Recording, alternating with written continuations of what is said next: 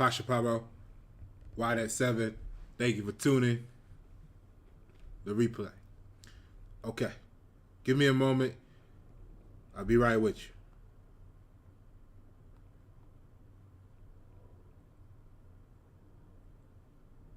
All right, cool.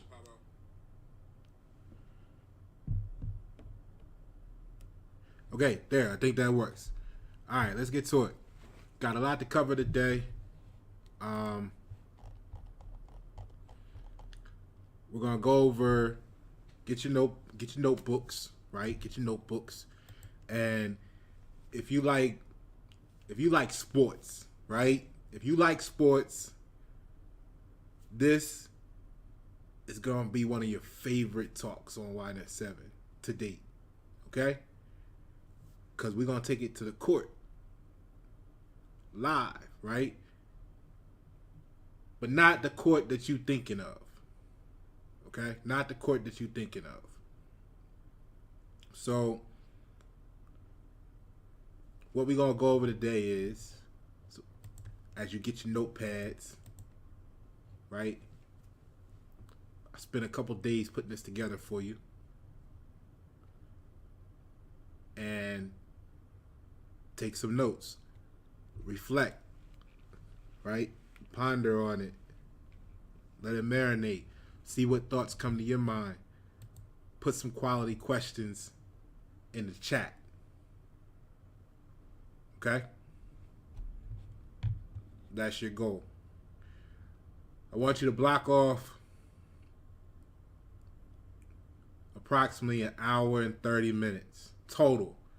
Now, for you people that's like, I can't do that sitting down, I can't sit still that long, then you're going to need to schedule an hour and a half approximately, maybe an hour 45 minutes of your life. Block it out over the next week.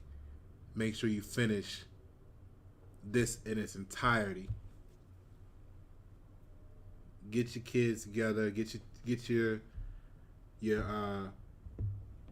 siblings, get your parents. You know what I'm saying? Be prepared. Be prepared, right? That everyone you bring knowledge to, you gotta be prepared to lose them if they not already doing their thing. Because if they want to remain in the mindset of a U.S. citizen, if they want to remain locked in that mentality, there's no key that you can force them to turn without injuring them or threatening to injure. Okay? So when you bring the knowledge to someone, when you bring this type of information to someone, you gotta be prepared to lose them. All right? So, let's get into what we're going to talk about today. Now that you got your notebooks, your pens, all right? We're going to go over CRM 30, which we covered already, so we're not really diving into that, but you'll see how it ties into what we get ready to cover today, which is 31 and 32. All right? And this way, if it's something that you're more interested in, you'll kind of know around about the order that we're going to get to it. All right, we're going to cover the FDIC versus Meyer 510 US 471 from 1994. Pasha Pablo style. We're going to look at the Fifth Amendment. Especially, we're going to be compelled to look at the Fifth Amendment, to view the Fifth Amendment as it relates to especially FDIC versus Meyer 510 US 471 1994.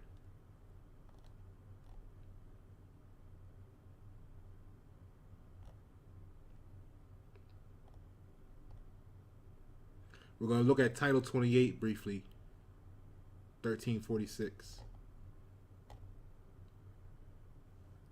And also some things, some various items that's going to close the gap. Okay, so let's get started, because in my mind, I have a special treat for you in this video. It's one that I haven't seen, I haven't done on this channel, and I haven't seen elsewhere. I think you'll appreciate the experience, so hold on for that. Get your popcorn, and it's two of y'all. One of y'all can hold the popcorn, the other one can take notes, and then part way through you can switch so everybody chips in.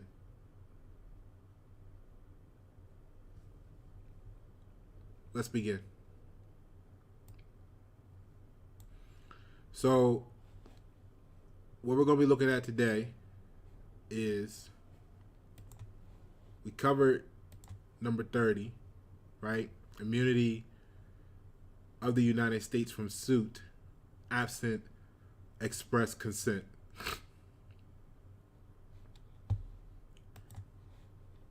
What we're going to wind up looking at today is going to be consent to be sued is strictly construed. Consent to be sued is strictly construed. All right. 31. The term of a statute waiving immunity from suit defined by the court's jurisdiction to entertain suit, and the consent is no broader than limitations which condition it. All right. So when you look at consent to be sued is strictly construed, right? Consent means a concurrence of wills, all right? Sue is to prosecute by law, also to commence legal proceedings against a party. Strictly is in a strict manner, like we probably naturally would think. However, it's also precisely. Construed means put together. So consent to be sued is strictly construed.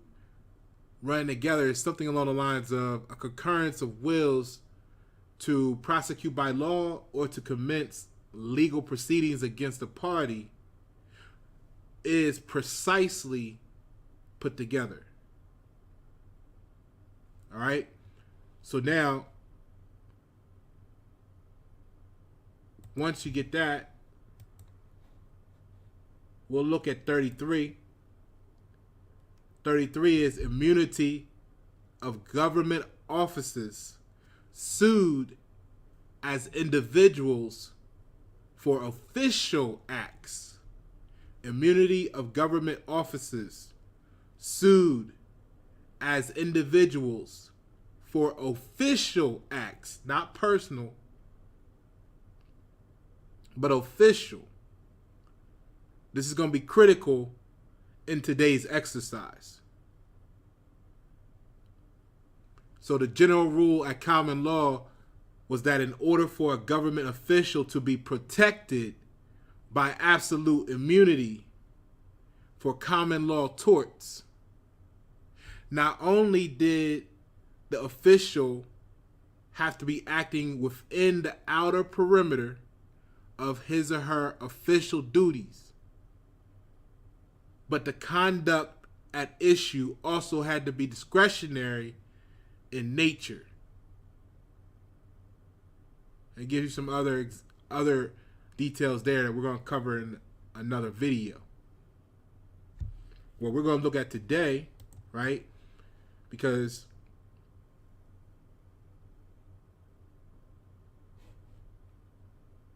I want to also so let's go back over this real quick. 32.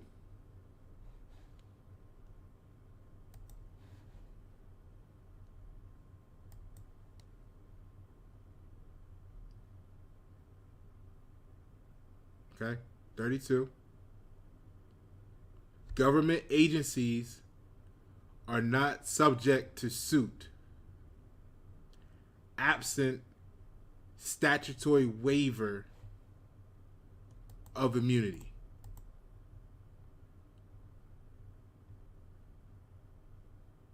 Government agencies are not subject to suit absent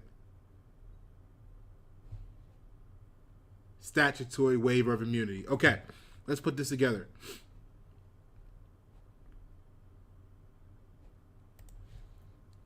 Let's take a look at FDIC, Meyer, 510, US 471, 1994.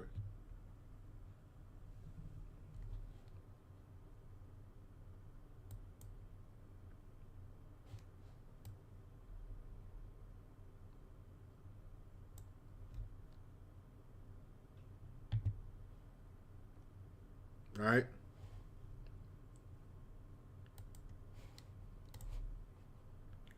So this is October 1993, and it was argued October 4th, and then decided February 23rd, 1994.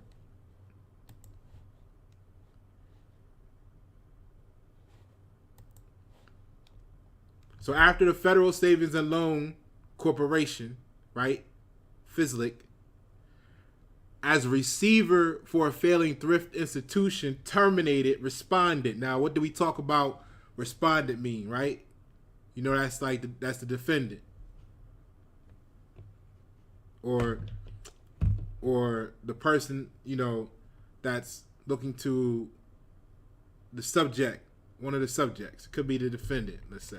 I don't want to say it as if to guarantee it's always the defendant.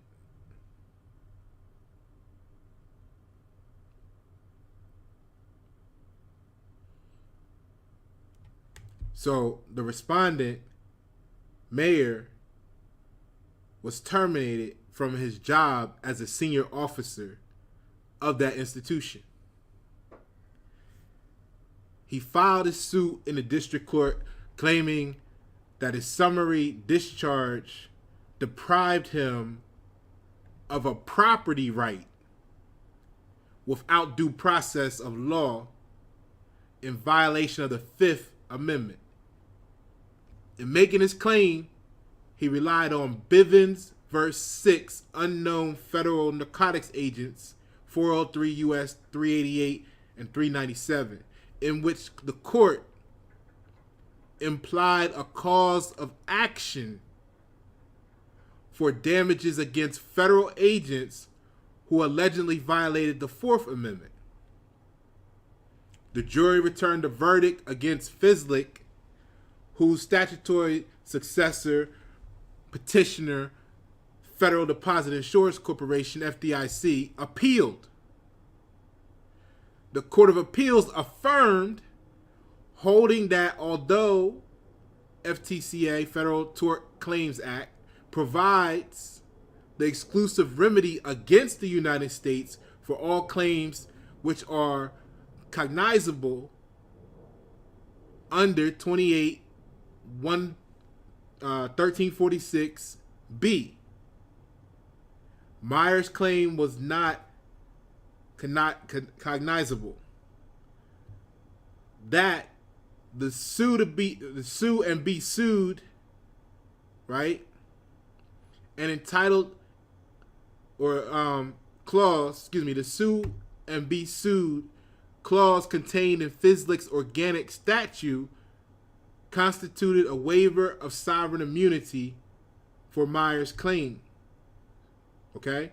Entitled him to maintain an action against FSLIC, and that he had been deprived of due process when he was summarily discharged without notice and a hearing. Okay? So they came in, they said the bank, what up, King? They said the bank is failing, and the California, right? They took it over basically. The state of California, they people, right? They took it over. Their banking oligarchy, right, took it over.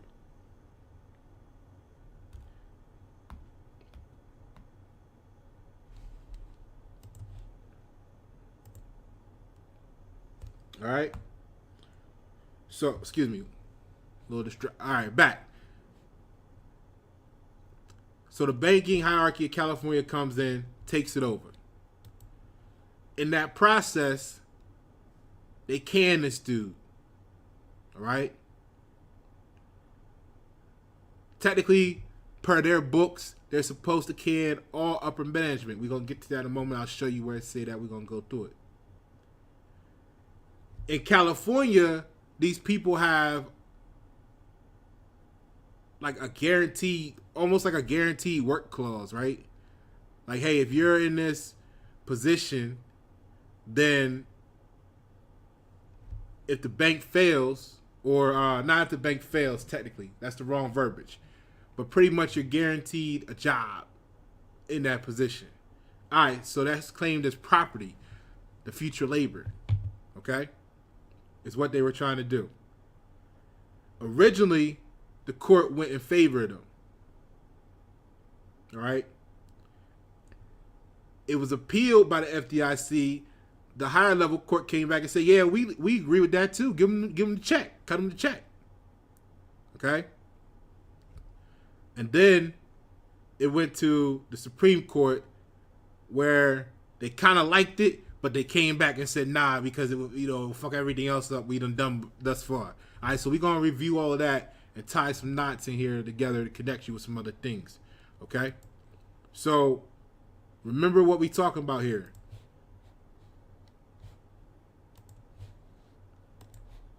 We talking about, get it on the screen for you. There you go.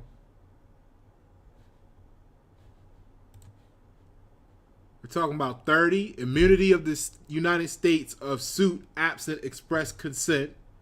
31, consent to be sued is strictly construed.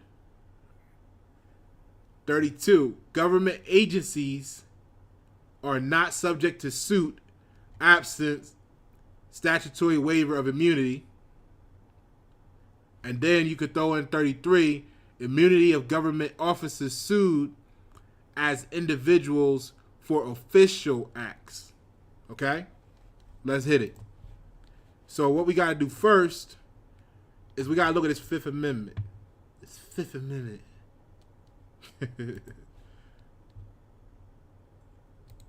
All right, I'm pulling that up for you now.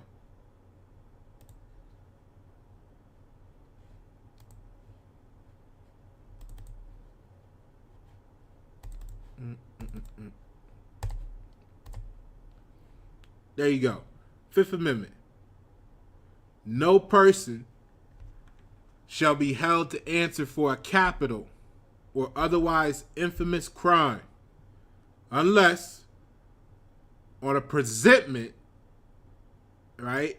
That's a lot of people's favorite word, a presentment or indictment of a grand jury, except in cases arising in the land or naval forces, for the militia or in the militia, when in actual service in time of war or public danger, nor shall any person be subject for the same offense to be twice put in jeopardy of life or limb, nor shall be compelled in any criminal case to be a witness against himself, nor be deprived of life, liberty, or property without due process of law, nor shall private property be taken for public use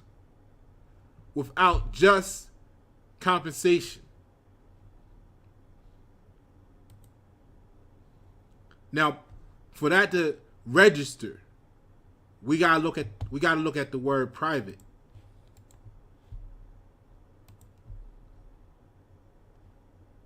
All right, we gotta look at the word private first. And what private means in Black's Law Third is affecting or belonging to private individuals as distinct. Now check this out, because it's all builds in. It's all builds in. You got to pay attention. The use of the word public and private. Affecting or belonging to private. This is for your entertainment purposes only. You guys know I ain't no attorney. I just need to let you know that. You need an attorney, go find one. Okay? This is for entertainment. I'm Pasha Pablo. Alright. So, private in Black's Law Dictionary, the 3rd edition, affecting or belonging to private individuals as distinct from the public generally. Not official. Not clothed with office. Okay? So, look at this like people, those who start an LLC, right? You ask them, why you choose an LLC? And they tell you often, I wanted to protect my private property in case someone tried to sue the business. So, if everything outside of the LLC is private,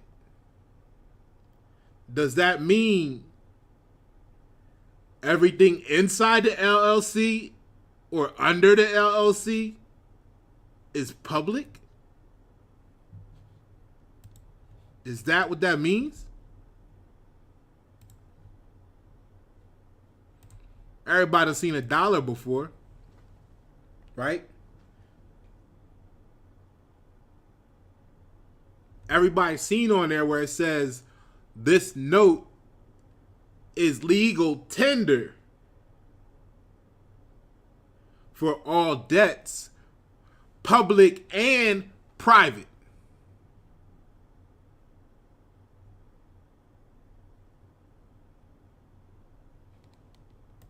Public and private.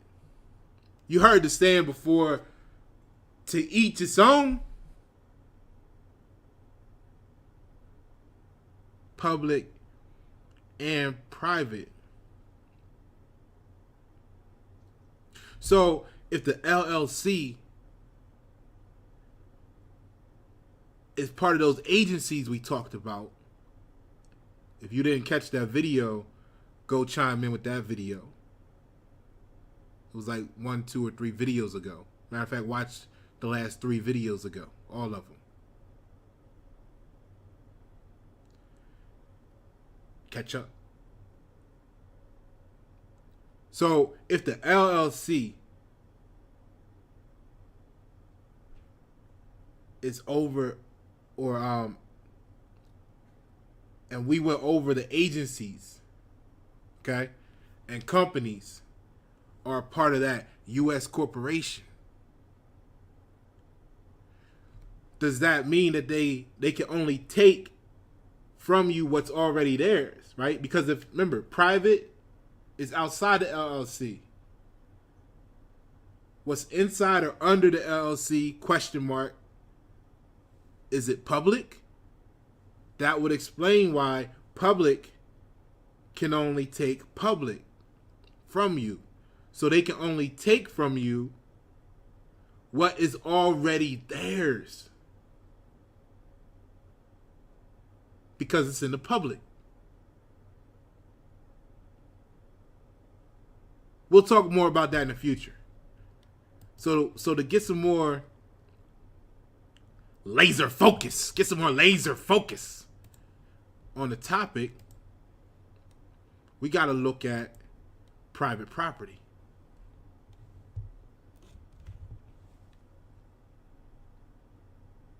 Yeah, peace, King.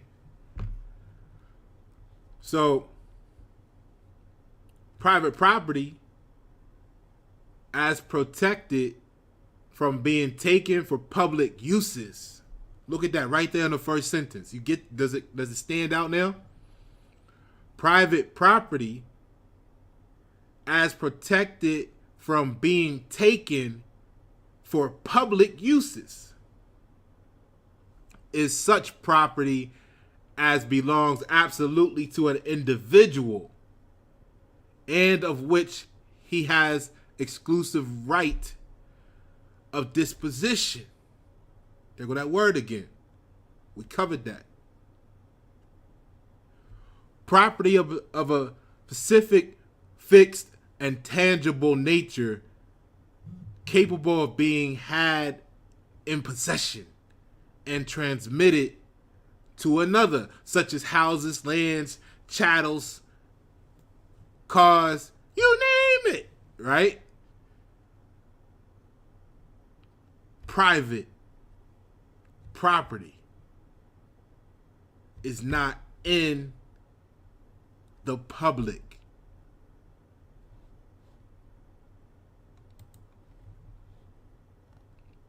So,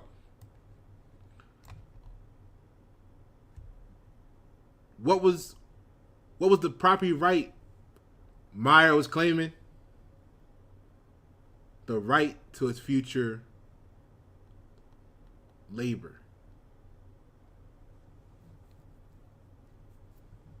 Okay?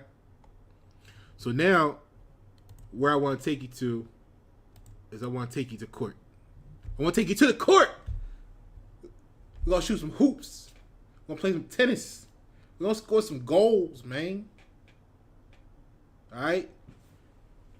The back and forth. The back and forth. But this back and forth matters. Okay? I think you know what I mean when the only thing that sounds better than conquering this back and forth is when those cheeks back and forth. You know what I'm saying? All right, we're going to clap it up. Clap it up. Let's go. What we have here is and I present Pasha Pablo on white at 7. All right. I present to you the actual oral argument for the case that we just reviewed. It's going to be about 60 minutes total, and then the opinion is an additional 3 minutes after that. Okay? So if you were just here, you just wanted it read to you what it was, the Fifth Amendment, or you just wanted it read to you a couple things, cool, we done that. Now we're going to listen to the case, the oral argument, and we're going you'll see. Here we go.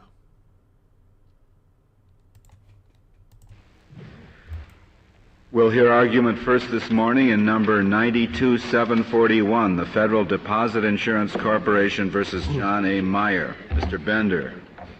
Mr. Chief Justice, may it please the Court. This case arises out of the financial failure of a large California savings and loan institution in the early 1980s. The bank had been suffering very serious financial losses. Its net worth had gone down from about $100 million to about $15 million in the several months preceding the seizure of the bank. So this is the critical part because in California, when the federal, when the banks the institutions fail, the receivers will seize the bank, right? And there's things that happen because of that. So the fact that the bank is failing, that's why they're presenting this in disposition. In the week preceding the seizure, but in disposition. Depositors removed about $70 million from the bank, from the bank's deposits.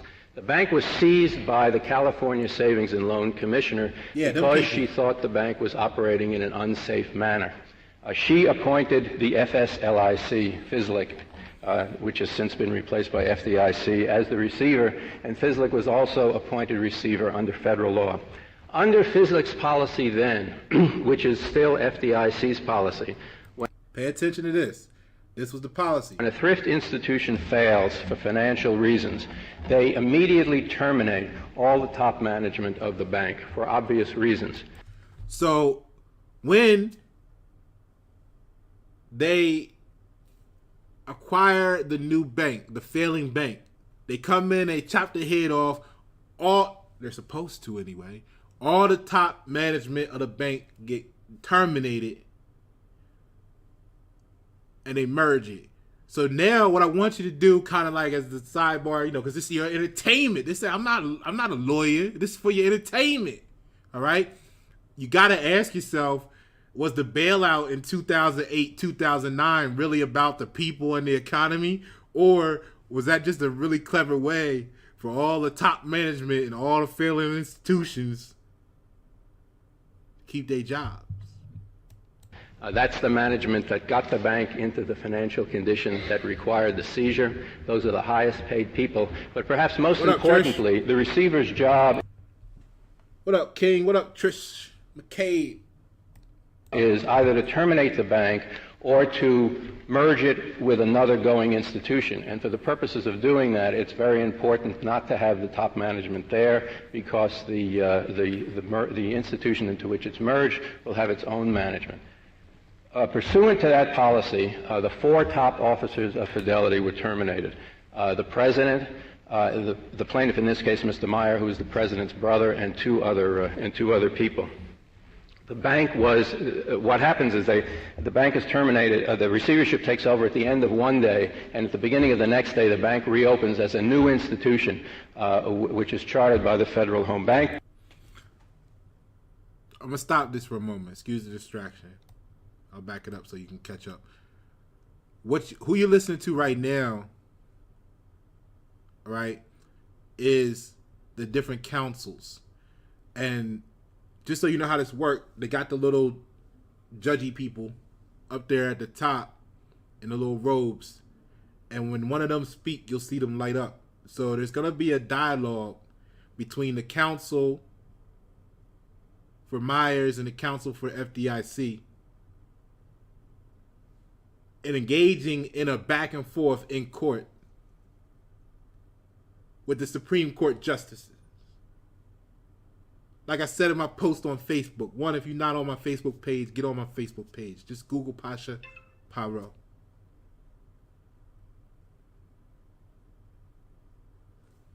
Why are you out there celebrating when people get appointed to the Supreme Court instead of being able to know what they know? So you can celebrate yourself. All right, back to it. What happens is the bank is terminated, the receivership takes over at the end of one day, and at the beginning of the next day, the bank reopens as a new institution, which is chartered by the Federal Home Bank Board. 6 months later, that new institution merged the bank into Citibank, I think, in California, and it continues to exist in that form. What position did the respondent here occupy, Mr. Bender? He was the head of the branch operations. I think he was called a service manager, but his primary responsibility, I think, was to be in charge of branch operations. The service manager. What, at Walmart? What, at McDonald's? What, at Bank of America? The service manager in charge of operations. Key position. Accessible by you for your entertainment purposes. Pay attention to that element.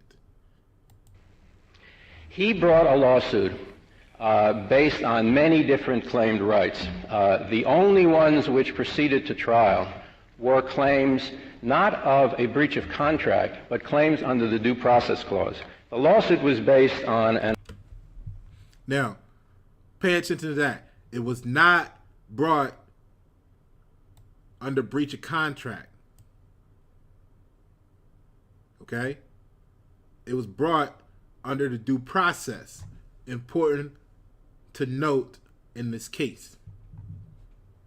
An alleged implied contract of continued employment, which he said that California law gave him as a long-term employee of the bank. But he didn't, the suit that got to trial before the jury was not a suit based on the breach of contract. It was a suit based on the alleged deprivation of his contract rights without due process. He says... May I interrupt you, sir? If he had been fired by the bank, if there hadn't been the takeover, would he have had a contract claim under state law against the bank? If the bank had continued to operate and he had been fired, yes, so far as we can tell, he would did have a right under his contract to pre-deprivation process then. No, I don't think it was a right to process. It was a contract right. If the bank had continued... No, but his due process claim was that he didn't get pre-deprivation process. Would he have had a contract claim to the same effect against the bank? No, I think the contract claim would have just been for breach of his contract of employment. He makes no suggestion, and I know nothing in California contract law that would suggest he had any procedural rights. His remedy under California contract law would have been a suit for breach of contract against the bank for terminating him without just cause. That's not the suit that he brought here. The suit that he has recovered on, the two suits that went to the jury were a claim against FDIC for the deprivation of his property without due process and a claim against the receiver for deprivation of his property, his contract right, without due process. The jury found for the receiver on the ground that he had qualified immunity. But the jury found for the plaintiff against FDIC in the amount of $130,000. Mr. Bender, he didn't have a state law tort claim, did he? He brought state law tort claims, but they didn't proceed to trial. They were dismissed by the trial judge. But as we analyze the case, don't we assume he has no tort remedy as a matter of state law? It goes to the question of whether it's cognizable and so forth.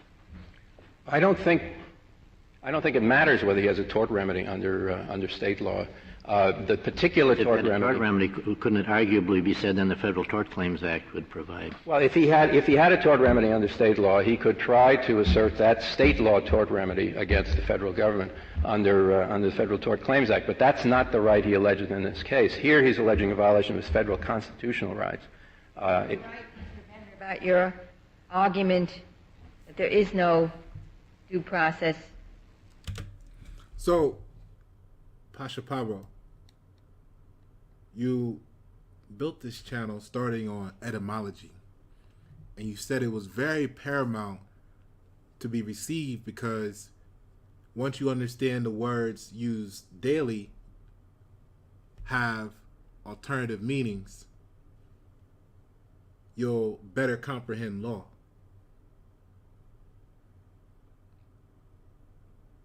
This is why I sound the way I do. Because I'm trying to remain in constant practice of the truth.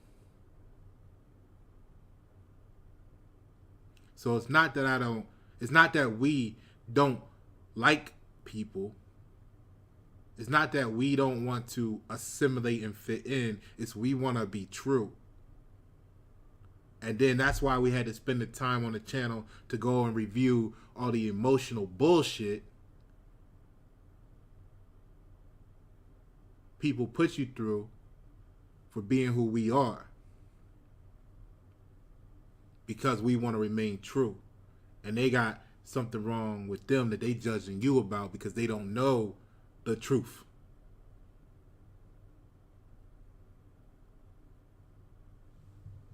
All right, I backed up a little bit for you. Let's go. The right he alleges in this case. Here he's alleging a violation of his federal constitutional rights. Mr. Bender, about your argument that there is no due process right of the nature claim, wouldn't that go to the receiver, Petullo, as well as to the FSLIC? Yes. Yes, it would. So your position, if you would prevail on that second argument that you make, that there is no due process right to tenure as against this federal agency, then Petullo should never have gone to trial. That's right. You would never get to the question of qualified immunity. This case should have been dismissed before trial because there was no deprivation of property, nor even if there was a deprivation of property, it wasn't without due process. And let me turn to that first because I think that's really the most fundamental question in this case. There was no deprivation of property because the only property right he asserts, the right to continued employment, ended by virtue of the failure of the bank and its seizure by the receiver. When the bank fails and it's seized by the receiver, it's just as if the bank had itself gone out of business. When you get a moment in your free time, go back and watch the video me and Trish did on the devils in the details. So you ever be talking to a person and they tell you that you talk too much? It's because they don't want the details, which should tell you that they don't want to know.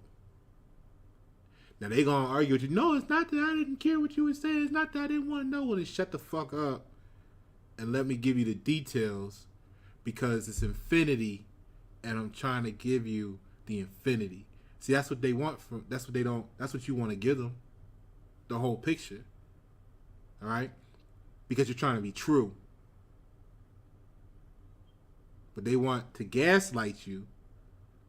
Must be something wrong with you, right? Let's go. Mr. Bender, the first question you present in your petition for certiorari is whether the FSLIC can be held liable for tort damages arising on a Bivens cause of action.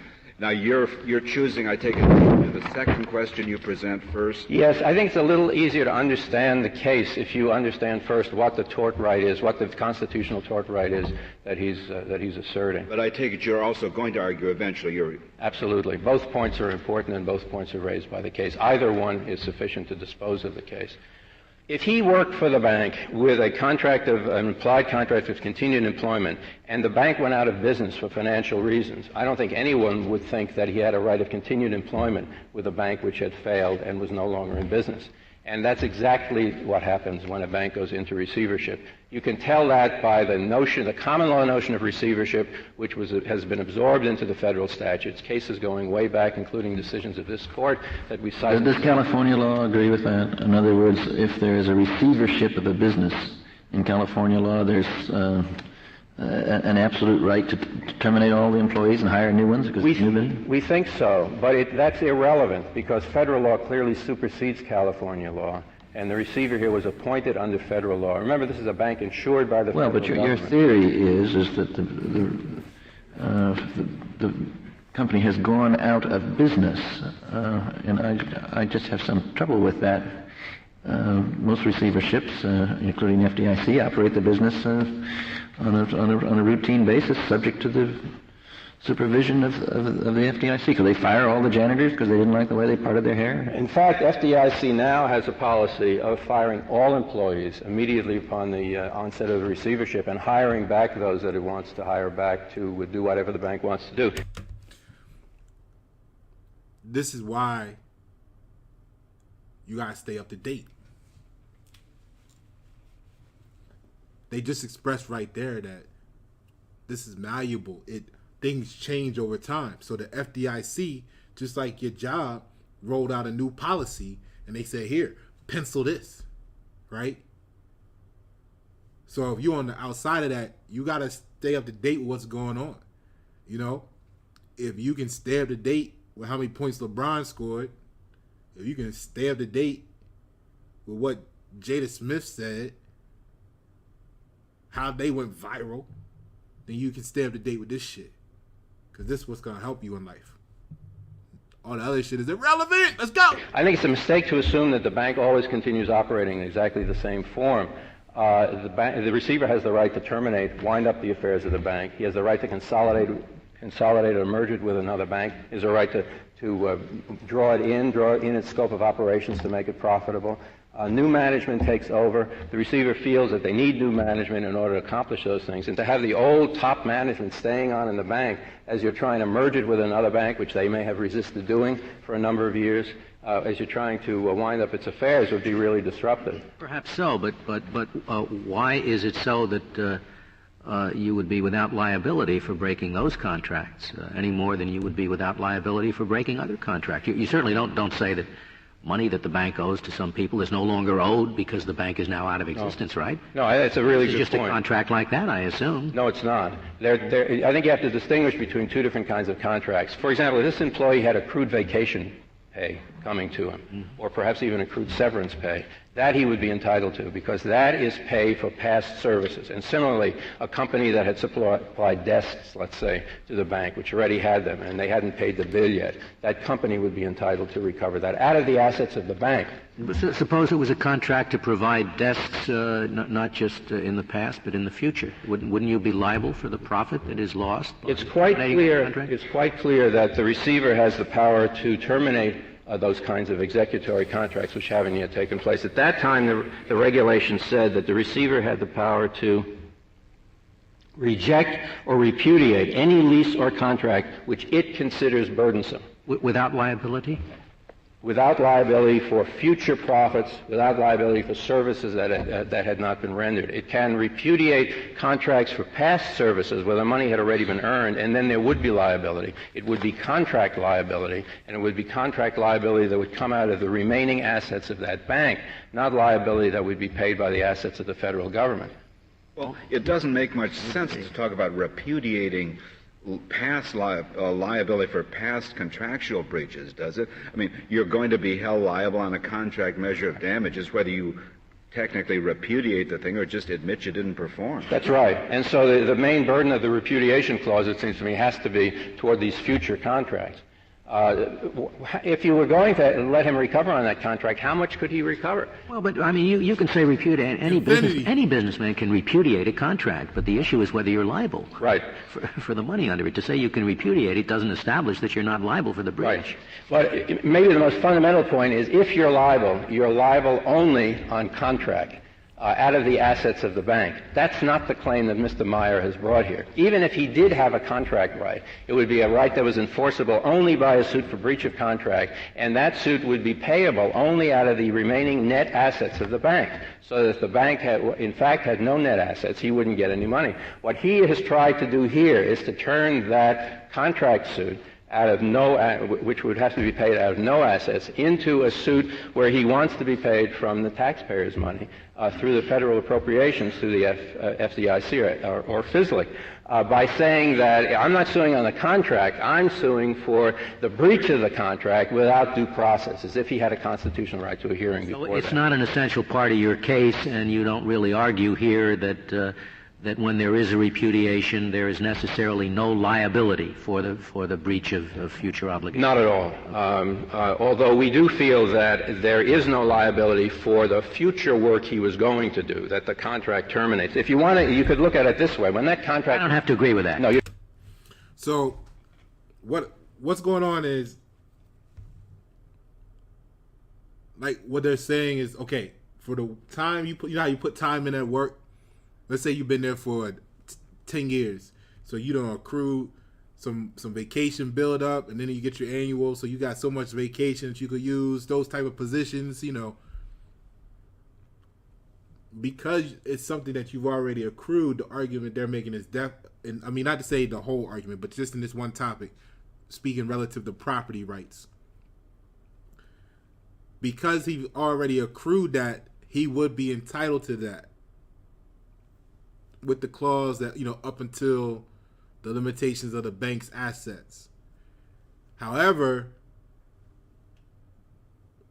the future estate contract can be seen as being burdensome, right, by the receiver, and that contract can be tossed out, thrown away. Kind of sounds familiar, right? You've seen it done all the time in acquisitions and mergers. So, because it wasn't yet truly his, the future labor is not property as if in comparison to the accrued vacation received. You know what I'm saying? All right. You don't have to agree with that. And I suppose it's perhaps restating the same point that and they're looking at it from where he's trying to get the money from. I'm gonna show you, based on a CRM, what the play really was in a moment after this. I take it you're not claiming that that the government is scot-free here of liability on the claim asserted simply because it was acting as a regulator and not as a mere successor to the originally contracting party? No, we're not arguing that at all. We're arguing that the government here did not deprive him of his property without due process. First, because we don't think he had any property. But if, as Justice Scalia believes, you think he was deprived of property, that was still not without due process because he has a completely adequate remedy, the normal remedy, the remedy he would have had if the bank had terminated him itself, namely to sue the bank under California law of contract, which he is able to do. But he didn't want to, as far as the money goes, he didn't want to sue the bank because the bank was basically insolvent. So it would be like the bank would probably be able to say, well, we don't got nothing to give you, like we talked about, the LLC versus private property, public versus private. So on the stack, what he tried to do on the push was give the liability to the federal level. However, the error was, I see it as error. Tell me what you guys think, because they're gonna talk about it, and it's like, if it's may not have changed the outcome of the case, but it would have totally changed the tangent.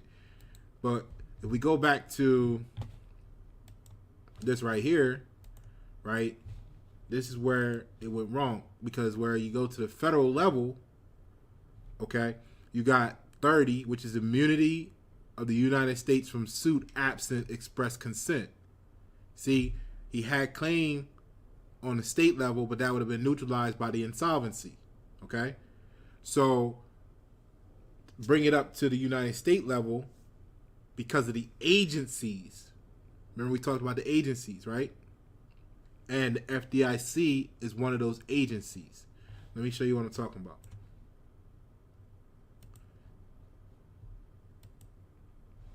All right. So the 1346B, all right, is the sub provisions of chapter 171 of this title, district courts, together with the United States District Court for the District of the Canal Zone and the District Court of the Virgin Islands, shall have exclusive jurisdiction of civil actions on claims against the United States for money damages accruing on and after January 1st, 1945, for injury or loss of property.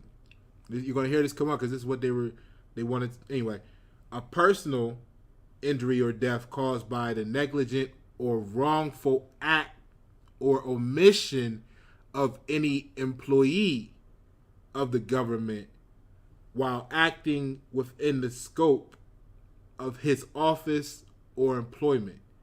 Okay, so the argument that's going to be eloquently presented is that because they terminated management, right, it caused him an injury of his, what he's claiming as private property, which was the contract for his future labor, basically. All right, so under circumstances, to continue with 1346B, under circumstances where the United States, if a private person would be liable to the claimant in accordance with the law of the place where the act or omission occurs. So the place was California, right? They said California has this remedy, so to speak, that he could have accessed or pursued in California. But the bank was insolvent, so that's probably not what he wanted, the direction that him and his counsel wanted to go, for obvious reasons. But to bring it to the the federal level, right? We go back to, well,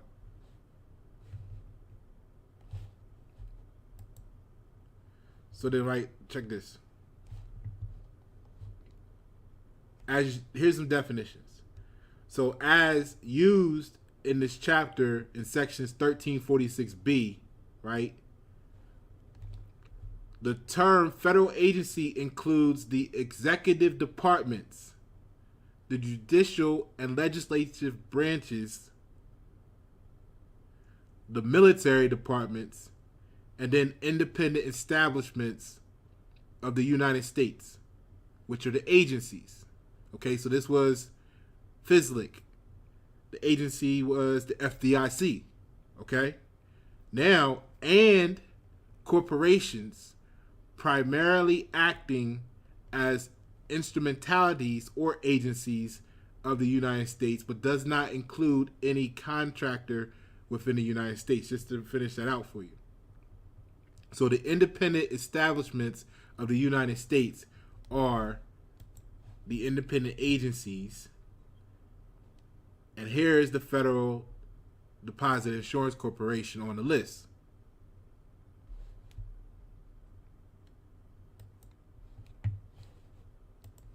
Okay? You know what I'm saying?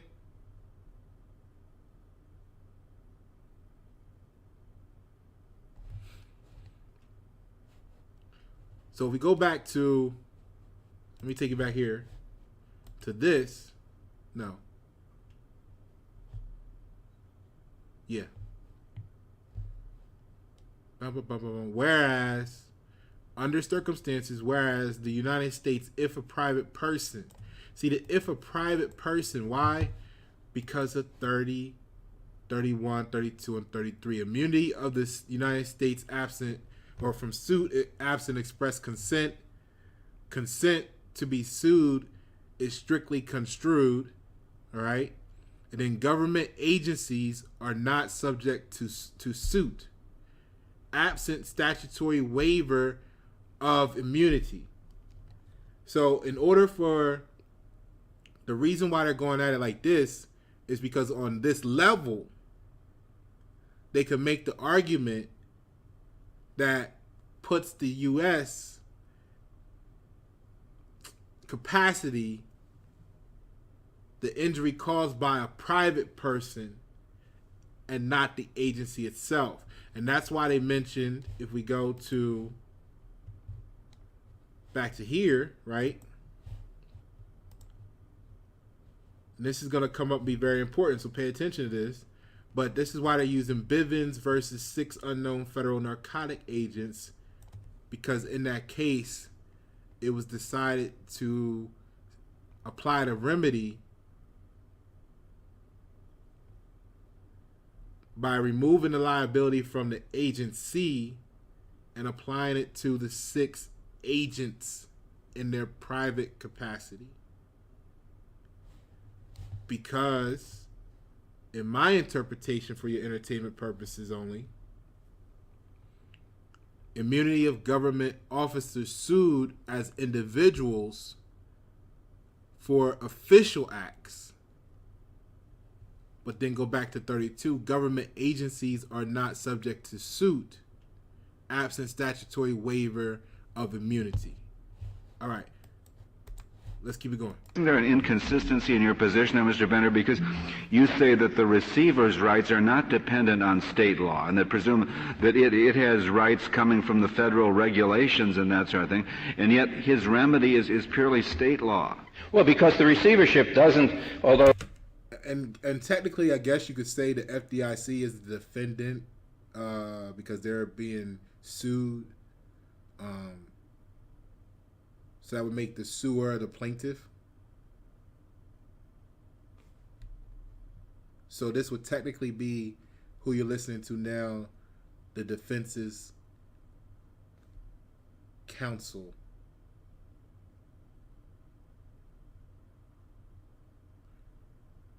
But it's like a Supreme Court case, so they're just hearing it all together. Okay? But to give you kind of like a picture on the equation so that you can think about how it will work in the regular world for stuff that you may be thinking about, okay? And then we're going to hear the plaintiff side, which you could be filling in any one of these positions. You could be the plaintiff or you could be the defendant. Well, we'll say for description purposes, if you got two people on the side of the podium, you could be the plaintiff or you could be the defendant / respondent. All right? Well, the receivership has the power, federal law has the power to totally supersede state law. It hasn't done that. And it's clear that the receivership permits suits to be brought against the remaining assets of the bank for contracts on which the money had already been earned, such as contracts for past services. If federal law tried to wipe out those contracts as well, I think there would be a problem with the takings clause. In any event, the receiver has never, as far as I know, has never alleged that that happened. The question is the process that is due is the claim that can be asserted against the assets of the failed association. Exactly. And that is the full extent of the process that's constitutionally due. Right. That's all the process he would have had due if the bank had gone out of business itself or if the bank had fired him. And there's absolutely no reason why he should suddenly get an entry into the federal treasury because the bank goes into receivership. His rights, kind of ironic that management that would run a bank and run it into the ground so that the depositors lose all their money except for the federal insurance should then be able to have a key into the federal treasury to recover on contracts that they couldn't recover on against the bank. So, translation, if the bank run out of money, they're going to tell you they can't. You a customer of the bank. You got an account. The bank run out of money, they're going to tell you they ain't got your money. Now, we know it's currency. I'm talking to you, though, right? So, if they run out of quote unquote, technically they do have money, but if they run out of the account, go to zero on them, right?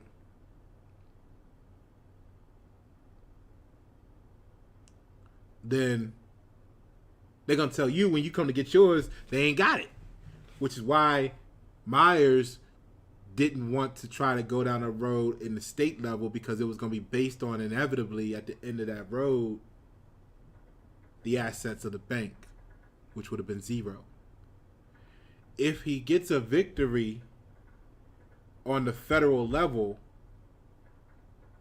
the payout is from the United States, which makes it coming from the Treasury, so he wouldn't have had to worry about the account being at zero. So if he go right where he know he got the victory, ain't no money, ain't no payout. He gonna win, but ain't no payout. So let's take it to the federal. Roll the dice on the craps table. You got a good argument because that's where, if there is a victory, there's a payout. But Mr. Bender, isn't it at least theoretically possible that even if he had a state law right to recover assets from the bank, which in turn would give him a right to a pre-termination hearing, maybe he would lose against the on his state contract claim, but nevertheless be able to argue that if you'd given me the hearing to which I was entitled, I could have persuaded you not to fire me because I really wasn't involved in all this stuff. He can argue that, and he does, but that is not a convincing argument because the federal law made clear at the time, then in the regulations, now in the statute, that the receiver can repudiate any contract which it considers burdensome. I think you can't read language like that to say that that's something you have a hearing over and an adjudication over. So when people tell you, because you're using etymology, that's not what the words mean today, or what difference does the word I utilize equate, this is where Now we talked about the emotional stuff and then how it acts in your personal life and all this stuff too. Check those videos out. We talked about the law of attraction, just making sure you're casting the right spells. But what they're debating is single words here. The values. This is why I spent time with you on etymology. This is why I spent time with you on your emotional defects.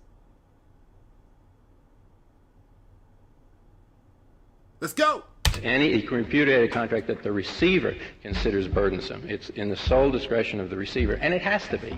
If you seize a bank with 20 or 30 top management people, and you have to give them all hearings before you can terminate their services and move on with the business of reorganizing the bank, that's going to make receiverships much less efficient. The whole purpose of these receiverships is to go into a failing institution and save what's still there for the depositors and for the federal taxpayer. The King CEO said they can't handle the truth. Trish just got the wild face. They have to go through a bunch of hearings, and then once you have the initial hearing, there will probably be asserted a right to some kind of review of the question of whether this is a burdensome contract. Those are not questions that the receiver is easily going to be able to answer in a short period of time before an independent hearing examiner. Do ordinary federal agencies have to do that? I mean, let's assume a regular federal agency wants to terminate a contract. Does it have to give a due process hearing? I don't think so. Because the right to recover damages for the breach of contract is the process that is due in the commercial world. You're dealing here with the FDIC and FSLIC, and let me move now to the second part of our argument. Before you do, let me just ask one question. In the normal government situation, supposing the head of the agency has the right to terminate the employment of anyone whom he thinks is not performing adequately in his sole discretion with no review, but he has to make a determination he's not performing adequately. Right to a hearing or no? You're talking about a federal agency? Yes. I think that if the statute makes it clear that it's in his sole discretion, then there wouldn't be a right to a hearing. The cases in which this court has found there were rights to hearings, cases in where the statute said you can be fired but only for cause. I don't think we have cases in which the state law which creates these property rights made it clear that it was in the sole discretion of the person. It's like a contract at will. Once the bank goes into the receivership, the employment of the people who work for the bank is employment at will. The receiver can terminate it at any time, just like a private employer could. Mr. Bender, you will get to your first point. I'm about to. Warm it up, Chris. The question here is whether, if there were a constitutional right in this case, a violation of procedural due process, there would be a suit against the FDIC, the successor of FSLIC. The only ground for urging that there would be such a suit is the sue and be sued clause of the agencies. If a official in the Department of Justice were to commit a constitutional violation, there's no suit against the Department of Justice for that. It has no sue and be sued clause. There's no suit. It's clearly established against the United States for Bivens-type constitutional tort action. So the only way that the plaintiff can claim here that there's any ability to recover against FDIC for the constitutional tort is because of the sue and be sued clause. I think even if you just had the sue and be sued clause, you would have to hold that that does not authorize constitutional torts, suits for constitutional torts. The sue and be sued clauses were to enable these entities to engage in commerce in the commercial marketplace, and they were meant to be able to sue and be sued on ordinary commercial kinds of causes of action, contracts and torts growing out of the running of a private business. Trish asked the question, so the employees are saying they don't have a right to fire them. And first of all, that's a great question. For clarity, Myers is not your regular employee. He's a part of the top management group. See, when we talked about these agencies, and when you carry it to titles like officer, CEO, CFO, you're officer, you're more connected to the governmental control aspect. It's all government, right? But you're an officer, right?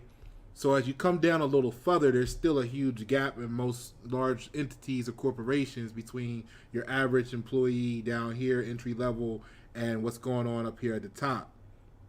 So they come in and they cut the whole here off, kind of like the pyramid on the back of the dollar. They cut all of that off and they separate it from the body below, and they get rid of that. All right.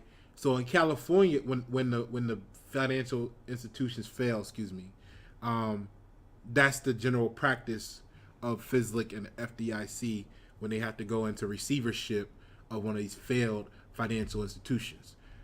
So what they did is he was part of that group at the top that got cut off. But in California, they have a stipulation in California law on the state level that basically puts people in his position where they kind of have like this contract for guaranteed future work. You know what I mean? It was like, don't worry, old chap, we got you covered. You know what I'm saying? Which is all good unless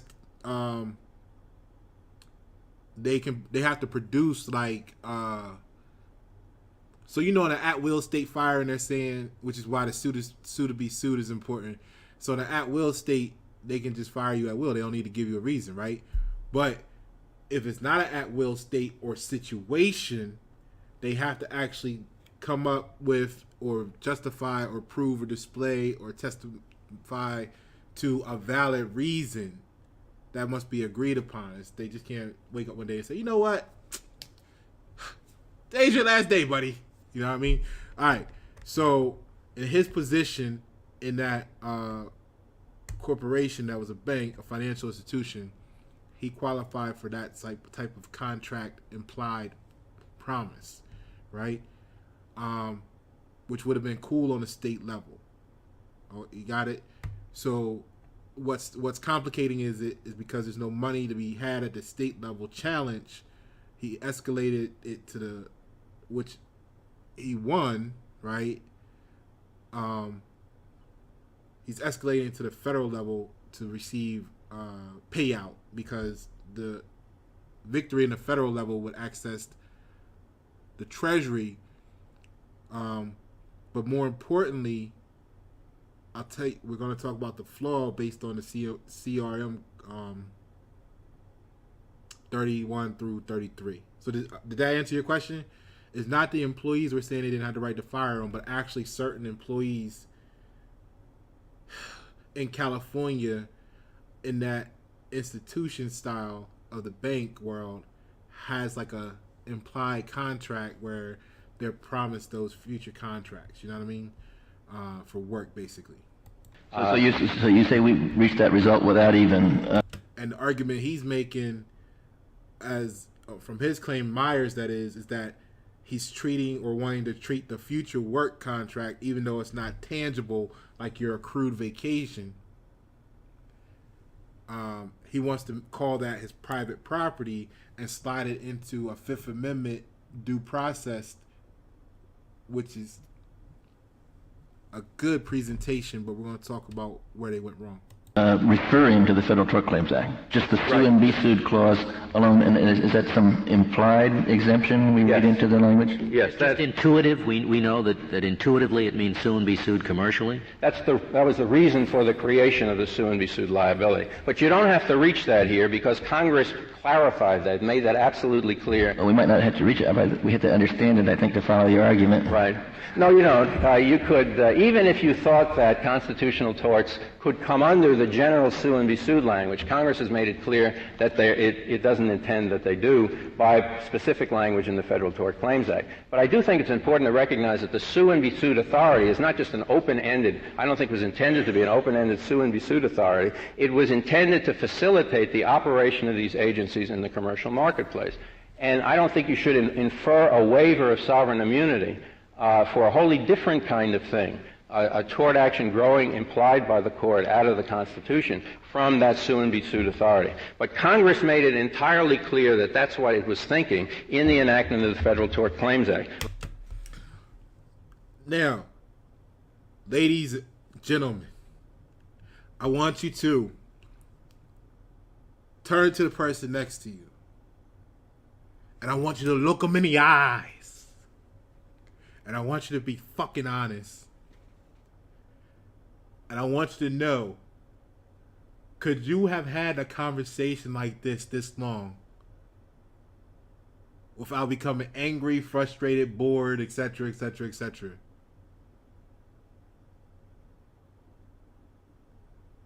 see what divides us?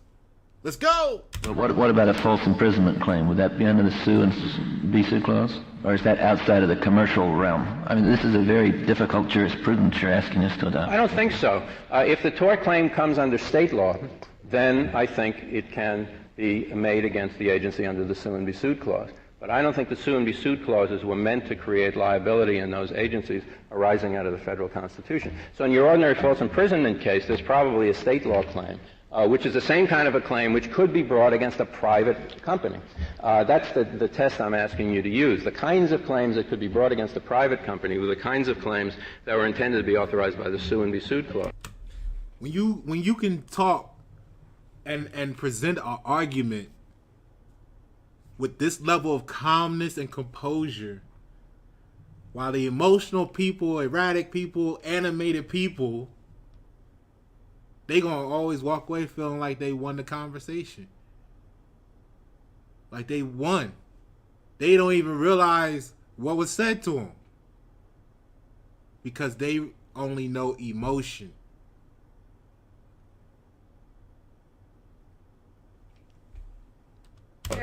Is it part of your argument that the Bivens claim simply doesn't extend to agencies as distinguished from individuals, so that in no case, forgetting about the sue and be sued clause, should one think of the Bivens claim as against an entity as distinguished from an individual? That's right.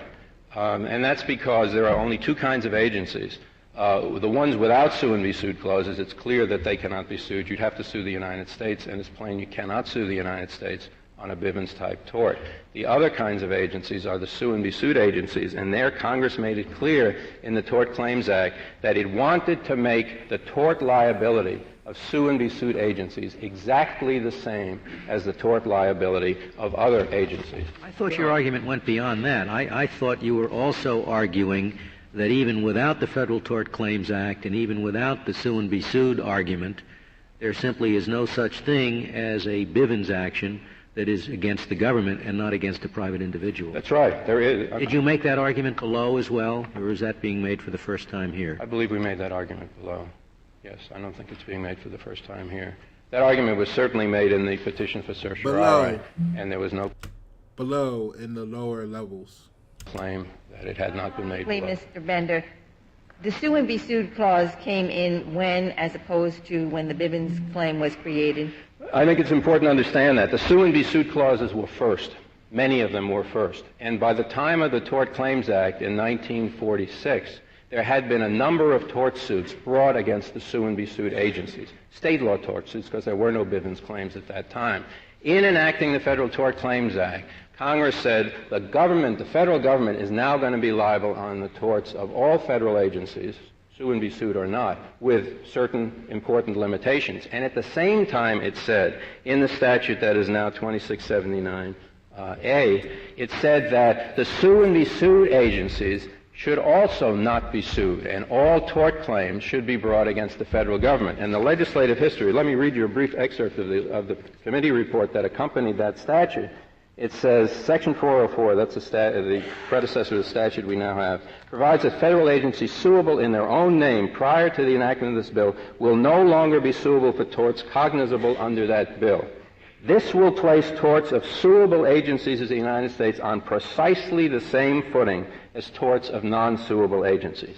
I don't see any way you can read that language except to say that you could no longer sue the sue and be sued agencies for torts. That language in the legislative history is not in the statute itself. Well, I think the language in the statute itself is just as clear because it refers to, it says the authority I beg your pardon. of any federal agency to sue and be sued in its own name shall not be construed to authorize suits against such federal agency on claims which are cognizable under the Tort Claims Act. And it's clear from the legislative history that when they said claims cognizable under the Tort Claims Act, they meant all tort claims. Well, except that was pre-Bivens. Hey, Trish, it's not that at will does not apply to upper management everywhere. Think about it as certain companies and certain industries have their own little way they do things. So if you're in that arena and they have that type of agreement with your position, you see where I'm at? So it's not to say, you know, the service manager everywhere, right? All right. Right. That was pre-Bivens. And that statement was true pre-Bivens.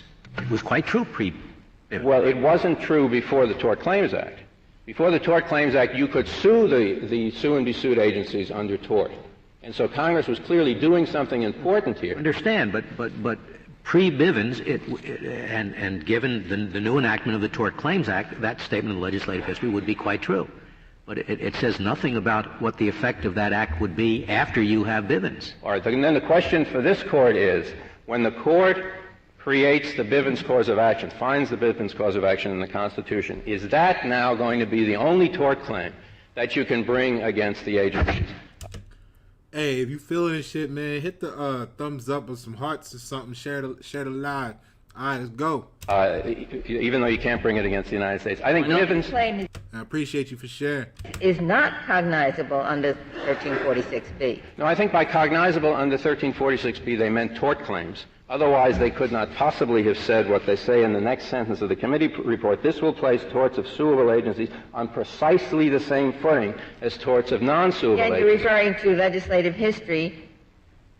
legislative history prior to Bivens? Yes, right. And you're simply reading out of the statute the description of the government's liability as if it were a private party. I mean, No. that qualification isn't in the legislative history you were reading, but it is in the statute. And that is what excludes its reference to Bivens, because there is no analogous private liability. That's right. But it's still a tort claim cognizable under the Tort Claims Act for purposes of... How do you define cognizable to reach this conclusion? I define it as a tort claim. No, the word cognizable doesn't mean tort claim. Well, it says cognizable under the Tort Claims Act, which I think means recognizable under the Tort Claims Act. That's the most natural meaning of the word, which I think means a tort claim. Well, how can it be cognizable if the court doesn't even have jurisdiction under the statute? Well, take, for example, a case of the post office negligent delivery of mail. You cannot recover under the Tort Claims Act for that. There's a specific exception. And yet everyone agrees that that's cognizable under the Tort Claims Act, even though it's specifically excluded, because it's a tort claim, and Congress has made... because it has a state analog for private parties, which a constitutional tort doesn't. Right. But that's a different reason. Here, there they exclude it because they don't want the post office burdened with that liability. Here they exclude it because they don't want the federal government burdened with liability, unless it's the kind of liability that an entity would be subject to under state law. Just because it's a different reason for Congress excluding it, it's still an exclusion. And it's clear that many things excluded... Mr. Bender, I mean, if you just read the plain language of the statute, I think you have a hard time reaching your interpretation of what cognizable means. I think if all you had was the language of the statute, there would be a difficulty in reading it that way. But when you start to think about it and realize that a suit against the post office for negligent delivery of mail cannot be successfully brought under the Tort Claims Act, nevertheless it is held cognizable. You can't sue the post office is a sue and be sued agency. That's this court's determination? Have we said that it's cognizable? That instance that you gave is cognizable? Is it your position that this is the respondent's concession? No, I think it's clear in all... Everybody agrees that this is cognizable. It seems to me that's the issue in the case. I don't think respondent agrees with it. I think everybody agrees that you cannot sue the United States Postal Service for negligent delivery of the mail. The question is, does everybody agree that that's what cognizable means?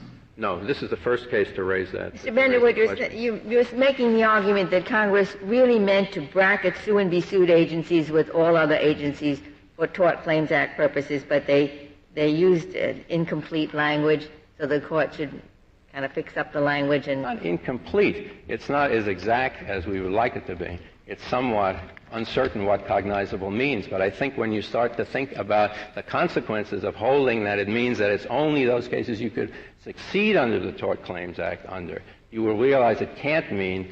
Cognizable can't mean claims you can win under the Tort Claims Act. No, but it could mean claims that have a counterpart in state law.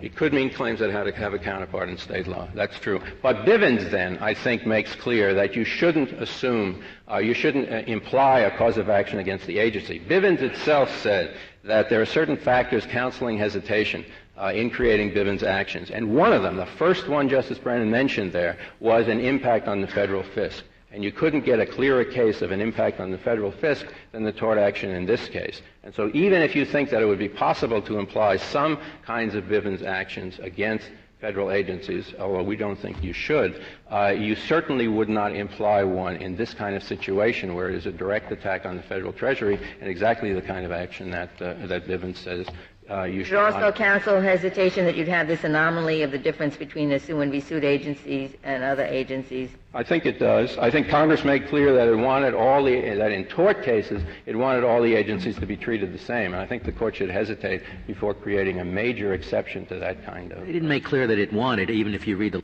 legislative history, they just made clear that they thought that was the effect of what they were doing. I mean, had they said the object of this legislation is, it didn't say that. It just said it will do this. May I answer Justice Scalia's question? I think when you read the legislative history, you'll see that one of their objectives, not just the result of what they were doing, but one of their objectives was to unify the procedure so all federal agencies would be treated the same for the purposes of tort claims. Thank you very much. Thank you, Mr. Bender. Mr. Felice, we'll hear from you. So now what's going on? Like I said, do you have the patience to sit through a conversation like that, debating multiple tangents of a multifaceted exercise?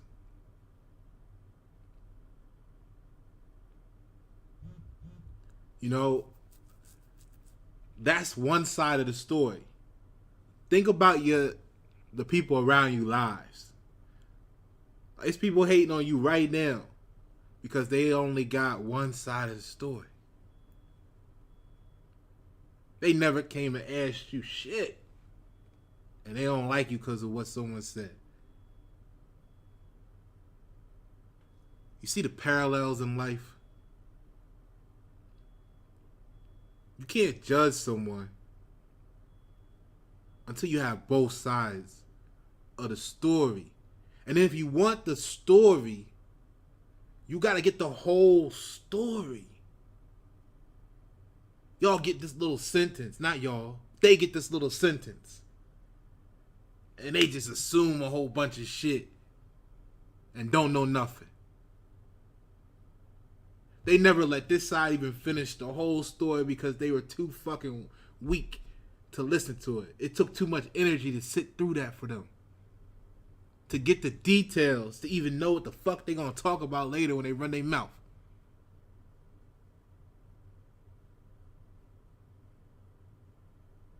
It cost them too much time to hear you out. That's how desperate they are for paper. Route.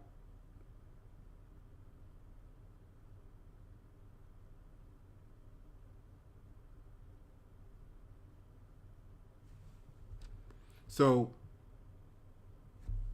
that's one full side of the argument. All the references, everybody present took time to make sure they thoroughly understood the attitude, which means position.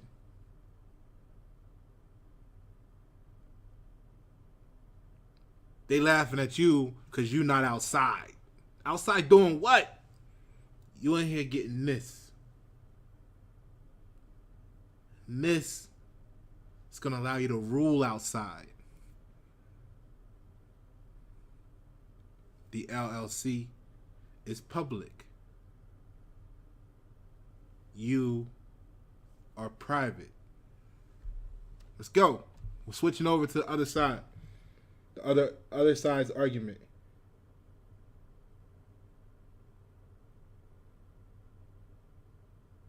No, Trish, it's really, you run your business how you want to run yours don't mean that the next business runs theirs the same way. So when your people sign up to have contracts with you, you make the contract what you want. So in the cases where they have that contract agreement, it applies. Where they don't, it don't.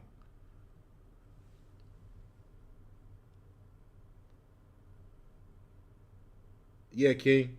Gotta practice this every day. That's why they look at us weird, because we be practicing this game. We be learning the playbook to life. and they can only tell you what LeBron scored last night.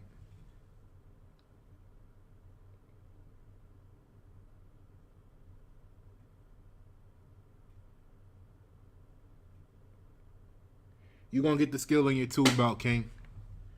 Hey, Trish, Google that question. Let me know what you find out in the comments. Mr. Chief Justice, and may it please the Court, counsel suggests that there is a rule somewhere that the FSLIC will terminate all top-level management when a savings and loan is seized. It's interesting that counsel suggests that. That rule is written in no regulation, no policy manual, no document anywhere. That was the excuse that was given when we filed this lawsuit, and when we went to the person that actually made the decision with respect to Mr. Meyer and told us that's why that decision was made, because he was a top-level manager.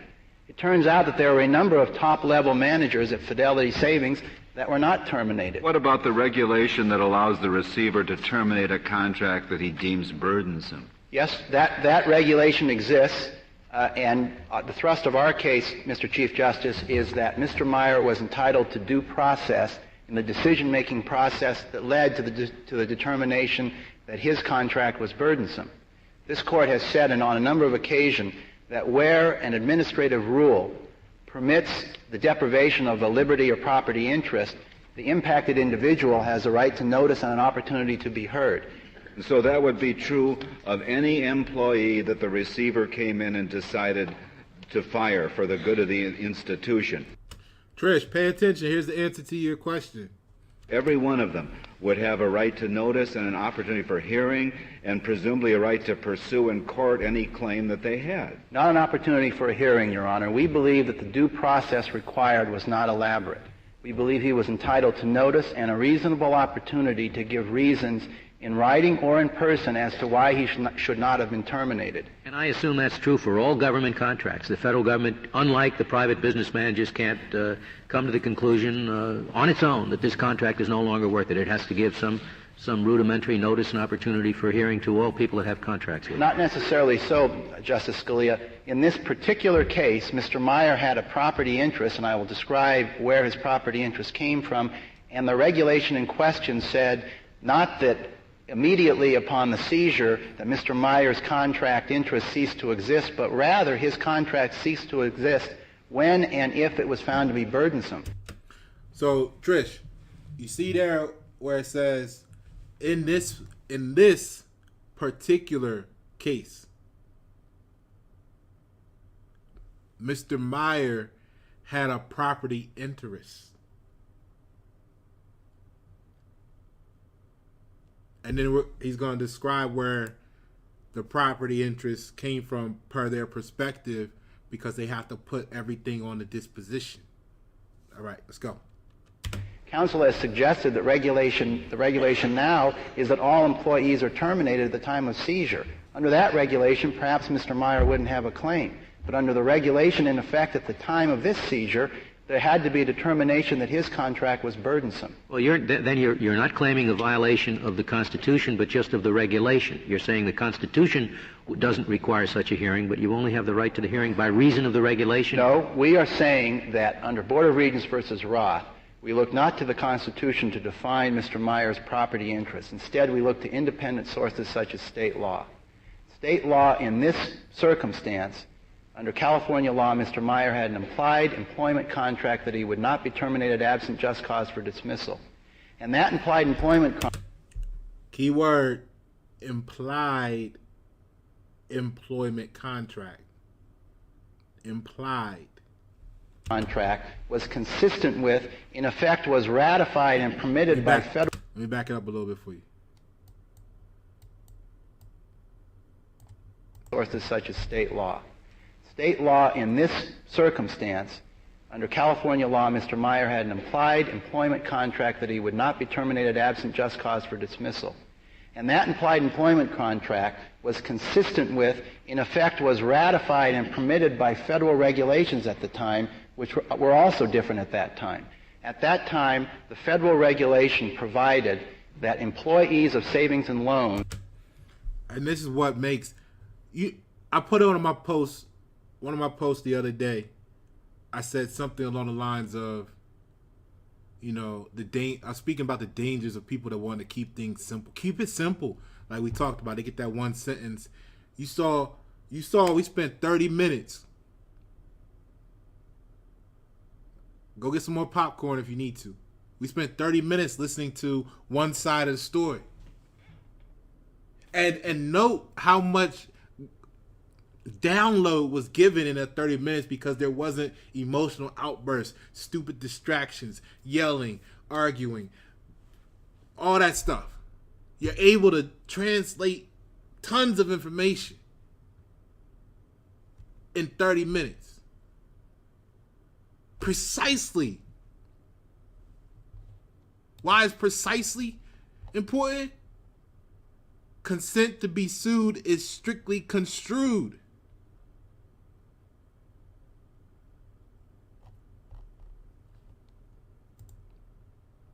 Okay?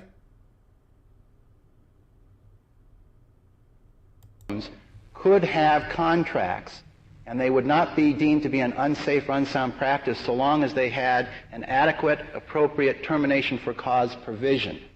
So the federal regulation contemplated that there could be employment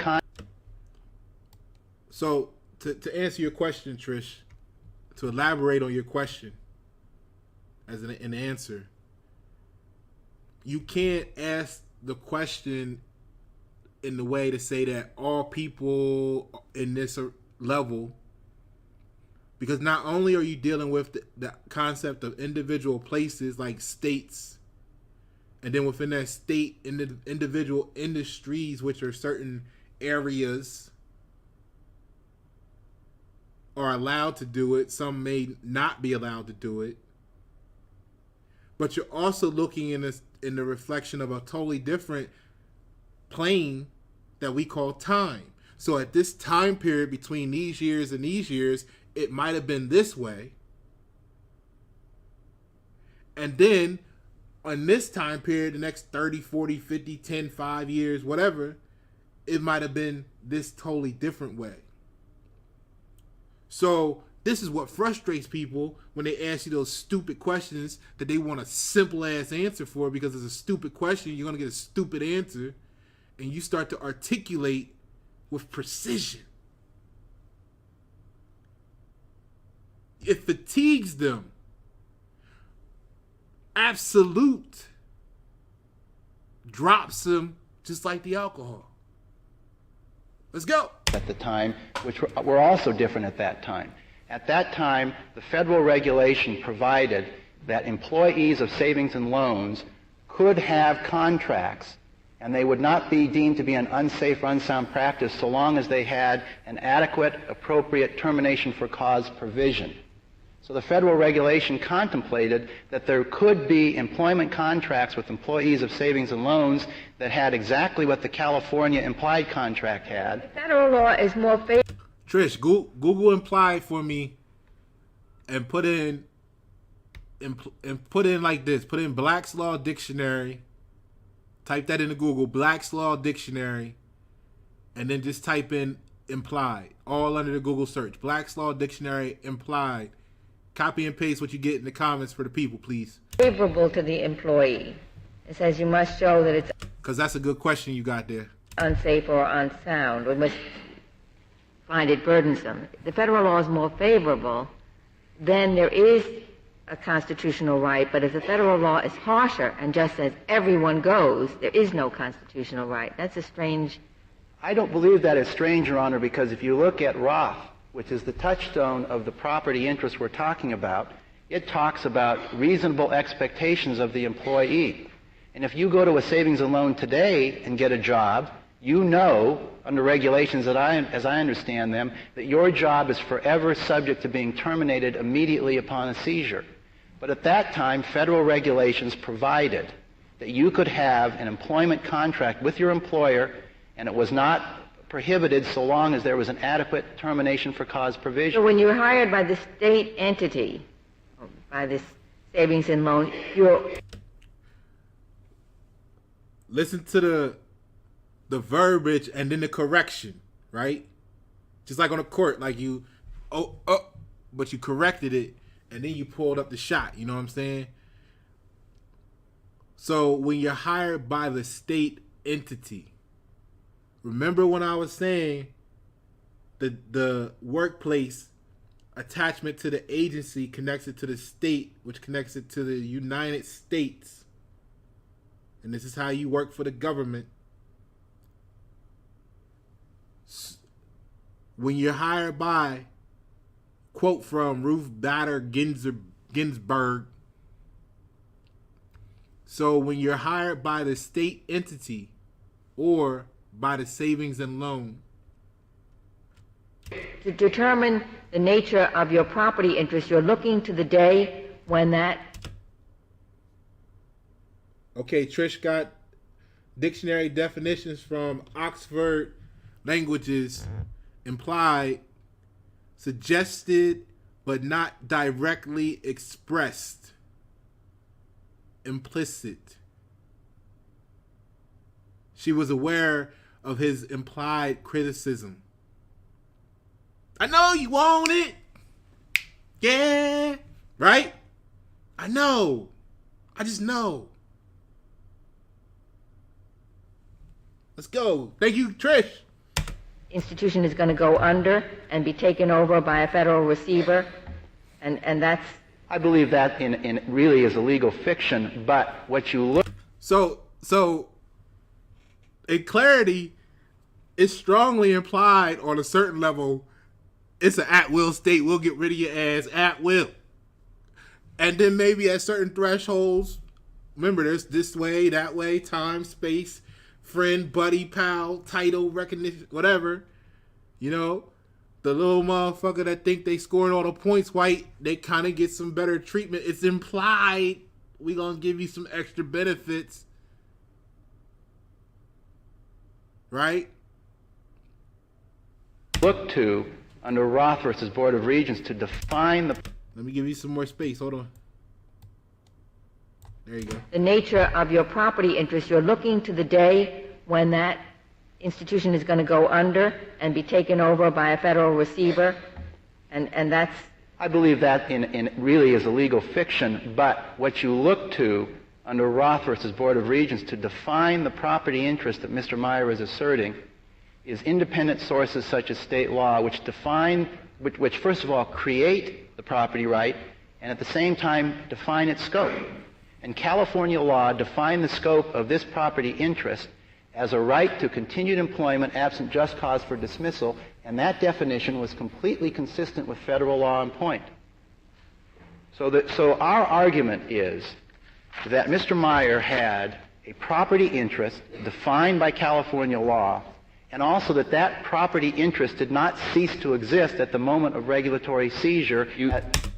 This is why they made it this far, and they was winning, because they defined the property right to the implied contract of future labor, which works in California because it's California. The issue was there was no money at the end of that rainbow if they had really took it there, right? And the FDIC wanted to appeal the case anyway because they didn't want to lose, to even have that debate of where is the money. I'm sorry, you finish your sentence. As apparently it would now, Justice Souter. Do you claim that the state law has anything to do by way of law or analogy with defining the degree of process that you are entitled to in protection of the right? No, I believe that once you have defined the property interest, as you do by looking at state law, then you look at the U.S. Constitution and the rulings of this court to see what you are entitled to.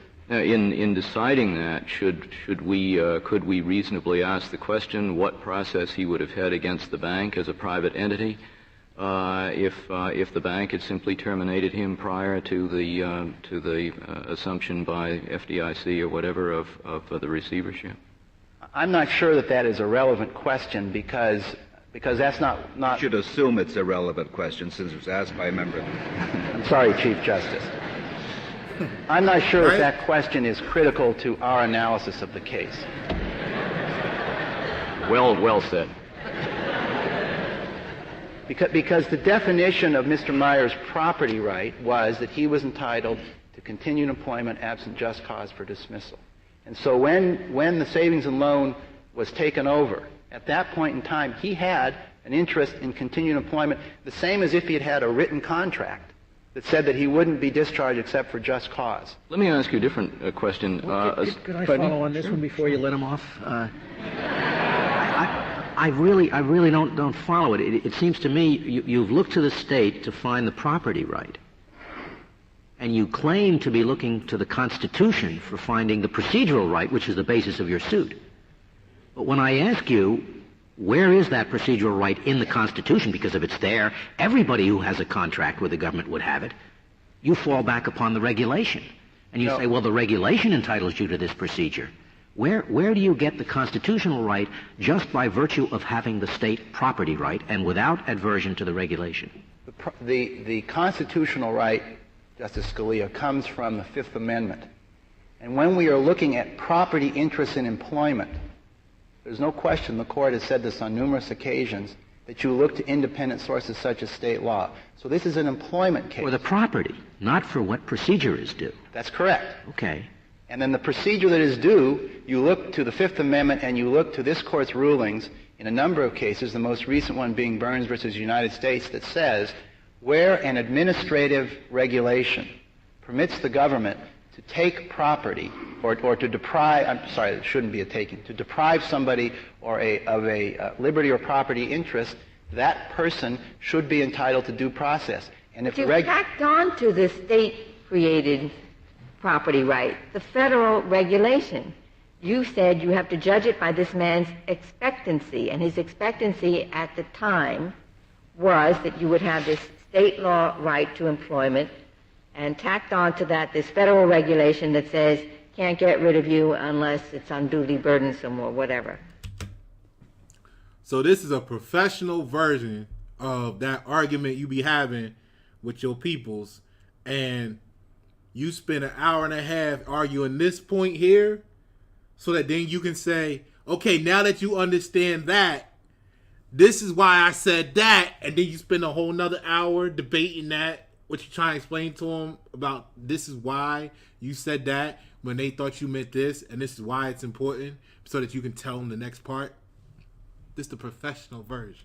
So you're not relying just on the state law to create this right that attracts the due process guarantee. You said it's state law plus federal regulation.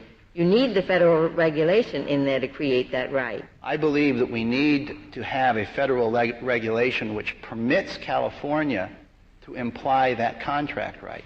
I believe that if the federal regulation said, as it apparently does today, that employees of savings and loans can never have any contract except for at-will employment, then I don't believe that California, under the Supremacy Clause, could say, no, we're going to allow these contracts to be other than at will. You know, we've had so many discussions about what is the contours of this right. It occurred to me that the qualified immunity... Hey, Trish, that's a good point. When you said he changed his wording, and the reason I think you're talking about when he said, oh, it shouldn't be take, it should be deprived. The wording was accurate depending on what side of the fence you was viewing it from. The receivers of the bank, right? The receiver of the bank came in and canceled his employment contract. So they could be said that they took something from him. On their side, they took that, right? From his side, right? If he's supposed to be the receiver, he's supposed to get something. He's gonna catch the ball, but the defender jumps up and knocks it out the air to the ground before he caught it. Then the defender deprived him of his opportunity. So it's right, but he was speaking this whole paragraph in the sense of this perspective, and he in that one moment said the same truth, but from the other perspective. So he had to clarify, because you need the accurate to be what? I mean, I said it. You need the situation to be what? Construed.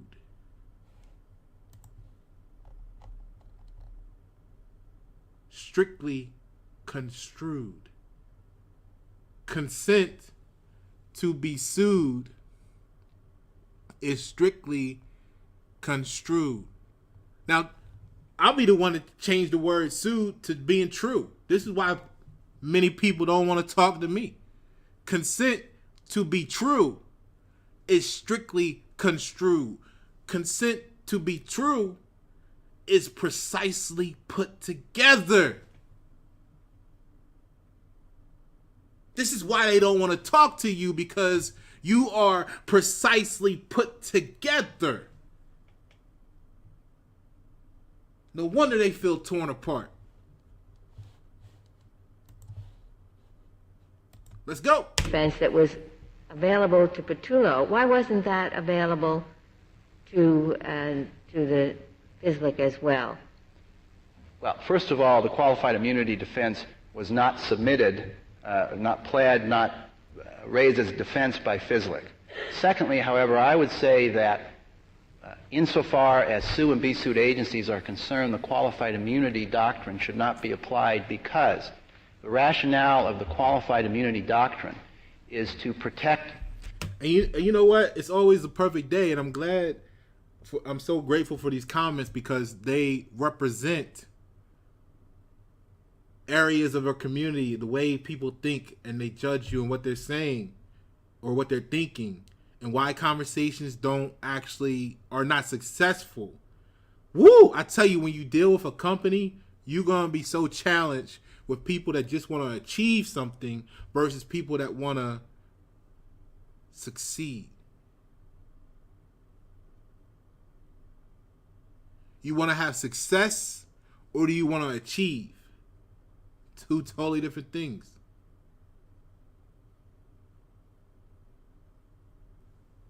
So, like when you're saying, Trisha's saying, hey, I find her wording is very much aimed to shut him down. It's going to be 1,000 different ways people take that same view to fit what they got inside of them. Right? Whether it's humor, oh, they want to laugh at that person, look, she's shutting them down. Right? Or the angry person is just like, yeah, shut him down. You know, all these different ways you could view it to feed your need. In reality, she's challenging the position from different angles, testing the foundation.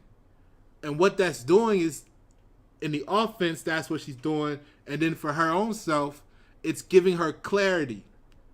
She's asking questions so that she's not assuming anything. Why? Because it has to be precisely construed.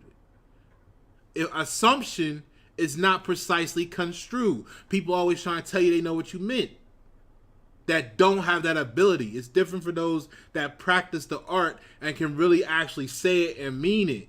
See, that's the thing. We got the emotional attachment to the words. Oh, I know what you meant in society, when no, the fuck you didn't.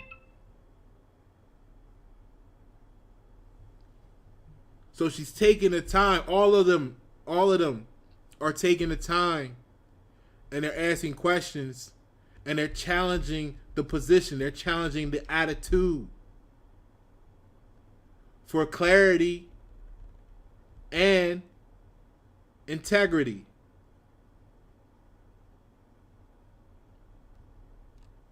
Federal employees from personal liability so that they will zealously complete their tasks. Where you're talking about an agency, and where you were saying an agency should have appropriate constitutional safeguards in what it does, you don't have the same concerns that are raised by the qualified immunity doctrine, and indeed you have the converse. You, I think, would like to encourage federal agencies to comply with constitutional norms. That Congress has made all other agencies totally immune. Well, Congress... That's my... what sense does it make to say that this agency, unlike the individual, is liable without a qualified immunity defense, and all other agencies are totally immune? Well, I would say that there is some sense in this sense.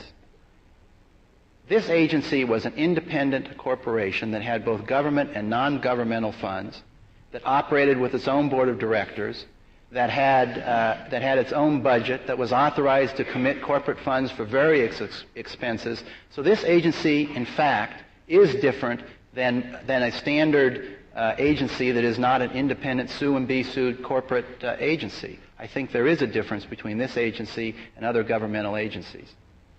Have we ever held an agency liable on a Bivens cause of action as opposed to individuals? This question, have we ever held an agency liable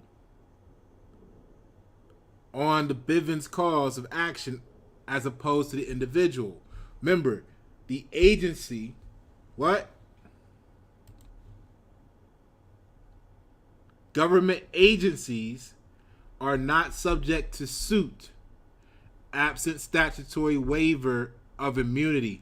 So this is what they're seeking when they're asking these probing questions. They're testing the waters to see if they're testing the foundation to see if it's sound or not. Like when you 300 pounds and you go to the family barbecue or the company picnic or whatever, right? You don't just go and sit down in a plastic chair. You go when you 300 pounds and you test that chair slowly. Because you're not wanting to hit the ground. You got to make sure it's sturdy, it's sound. Okay? Because it has to be precisely put together. It has to be strictly construed. And if you have if you're in a submarine and you're underwater and you got one little hole, that water gonna get in there and it's gonna sink your ship. That's the game. This is the court. It's the tennis. Boom, boom, boom, boom, right? You playing that game, that back and forth. You do this every day with the people around you. Some of us are just serious while others is playing. Some of us is professional while others are naive. Let's go. You have not, Your Honor, and I don't think you have been asked to do that so far as I can tell. I take it you're asking us to in this case. Yes, we are. And the reason why we are, if I can move on to the sue and be sued argument that we've gotten. Can I ask you one question before you do? Yes. Because it's not going to work into your argument later on. You're not depending on state law as the source of the process that is due, and you're not depending on the federal regs as the source for the process that is due. You're saying the process that is due somehow should be appropriate to the state law contract right, property right, and that is a right to continued employment in the absence of cause to discharge. Why then do you say that the process that is due includes merely a right on the part of the employee to say why he shouldn't be discharged, as opposed to an obligation on the government to establish that cause for why he should be?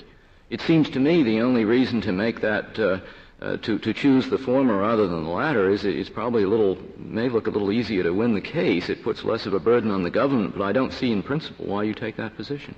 Well, Your Honor, I said it that way, and let me just make clear what our position is. We do not doubt the broad discretion of the FSLIC during a regulatory takeover to terminate those contracts, leases, employment contracts, whatever, that it considers burdensome. We believe, however, that Mr. Meyer, having a constitutionally protected property interest as defined by state law, was entitled to notice and a reasonable opportunity to be heard in person or in writing why that action should not be taken.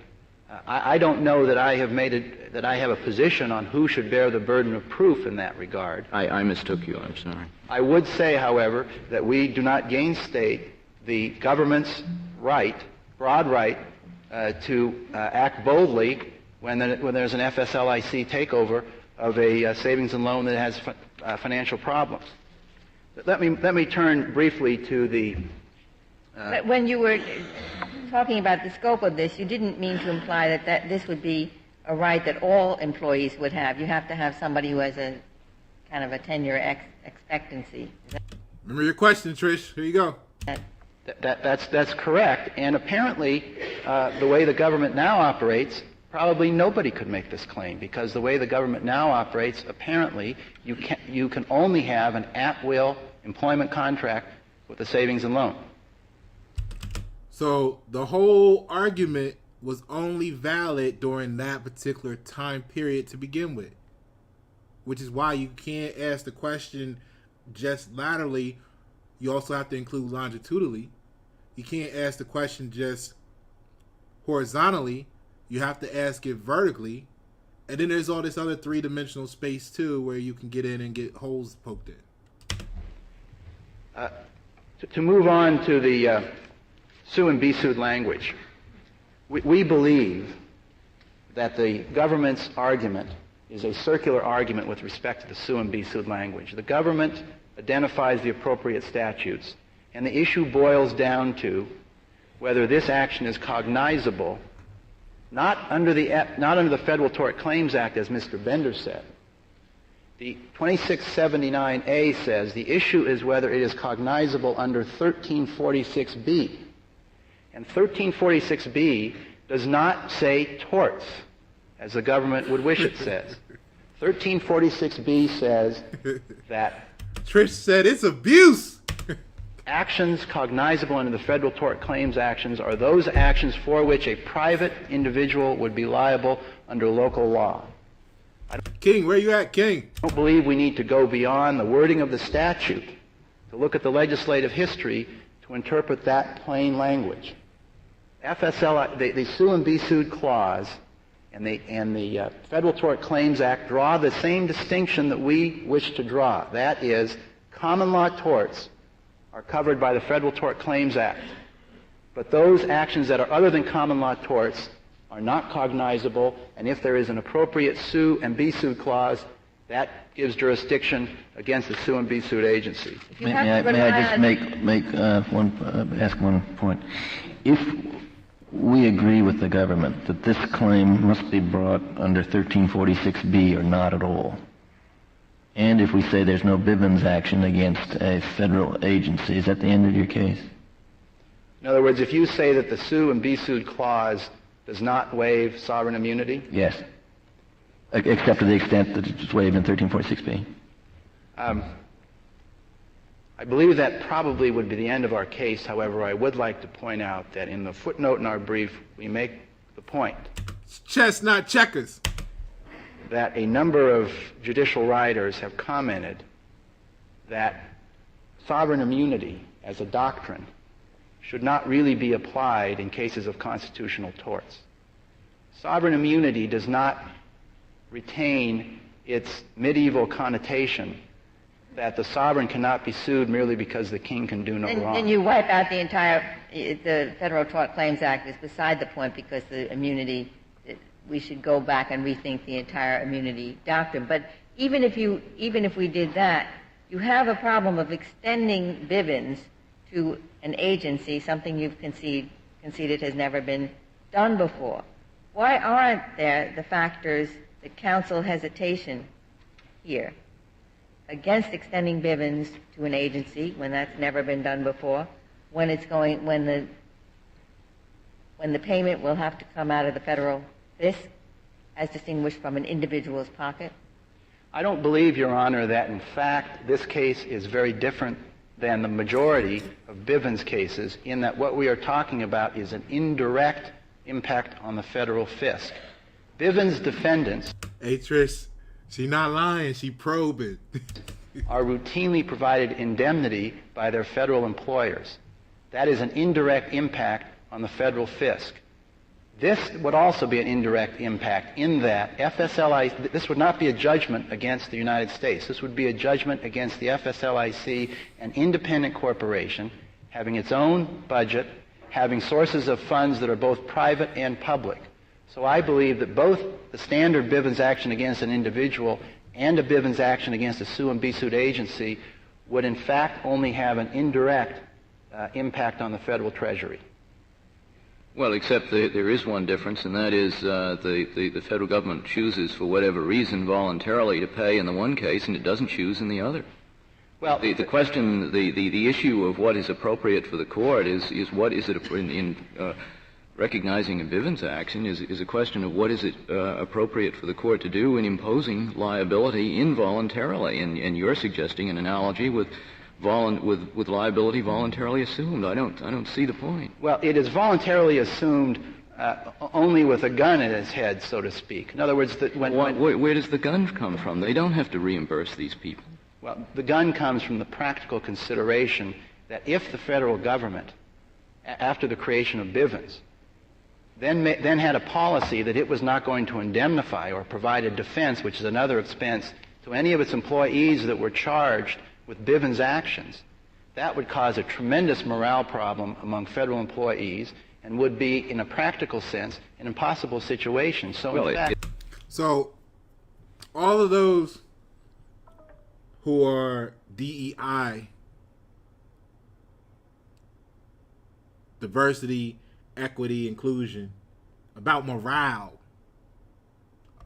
pay attention, go rewind it, hit that double tap 2 times, get that 20-second replay, and re-listen to that statement about the implied effects on morality. It might cause timidity. It might help you add value to your presentations. And that may be why the government wants to pay the bill. I can understand that. But it still is a voluntary assumption of a responsibility. Well, it's voluntary in a sense, but it would cause timidity or lack of zealousness in government employees or lack of morale. And so in a sense, when the court came down with the Bivens decision, it wasn't directly impacting the federal fisc, but in a practical sense, it was indirectly impacting the federal fisc, because it would be hard for me to believe that the government would ever take the position that it is never going to provide a defense, let alone indemnity, on every Bivens claim, no matter how specious the claim is. Mr. Felice, the government says, I think with some reason, that your argument about cognizability based on 1346 runs contrary to our decision in Smith. Well, what is your answer to that? Your decision in Smith dealt with the 1988 legislation, the 1988 Federal Employees Reform Act, which was in turn a response to your Westfall decision. Your Westfall decision dealt with federal employee liability, and it dealt with liability for common law torts. That was the problem that Congress was looking at when it passed that 1988 legislation. It was looking at a situation involving federal employees and common law torts. Congress made no attempt in the 1988 legislation, which you then construed in Smith, to look one way or the other at sue and be sued clauses, let alone federal agencies. And indeed, if we look at what Congress did, I believe it is more consistent with our position. Namely, what Congress did in the 1988 legislation was they drew a distinction between common law torts and constitutional torts and said common law torts are cognizable under the Federal Torts Claims Act, and constitutional torts are not. That's your theory, and it may be factually distinguishable from Smith, but certainly the entire analysis of Smith suggests that your definition of cognizable is too narrow. Well, as the Court of Appeals noted, it is difficult to interpret the sounds of legislative silence. In the 1988 legislation, and what the government is talking about and seeking to draw conclusions from, the Congress did not, in fact, pass a completely symmetrical statute. In other words, they dealt with employees, but they didn't deal with agencies. I'm not talking about the legislative history of what happened in 19. I'm talking about our opinion in Smith, which assumes a much broader definition of cognizable, I think, than you're willing to concede. Except that your definition, Your Honor, respectfully, in the Smith case, again dealt with common law torts and with employees. And what you said in Smith was excluded common law torts, implicitly or explicitly excluded common law torts, would arguably still be cognizable under the Act. But that is a different question than whether constitutional torts are cognizable. And I think we have to go back to 1346B to determine the answer to that question. And the last sentence or last phrase of 1346B makes very clear what Congress's intent was. Congress's intent was to recognize, to take cognizance of those wrongs for which a private individual would be liable under local law. Do you see the error? I ain't gonna say the error, but do you see the missed opportunity? Congress' intent was to recognize, to take the cognizance of those wrongs for which a private individual would be liable under local law. Cognizance of those wrongs for which a private individual would be liable under local law. The LLC is public.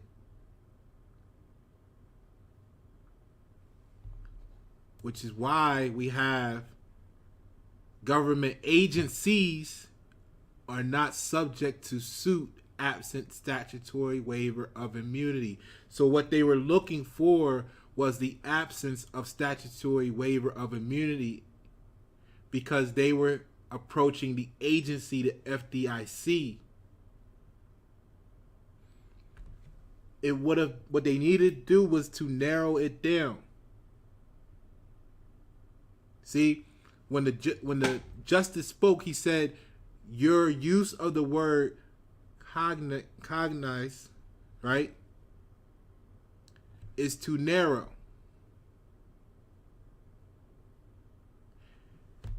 He's giving them the game right there. Your use of it is too narrow that you're not bringing it, but you're not bringing it into the space that you're arguing. This is what happens when people don't listen.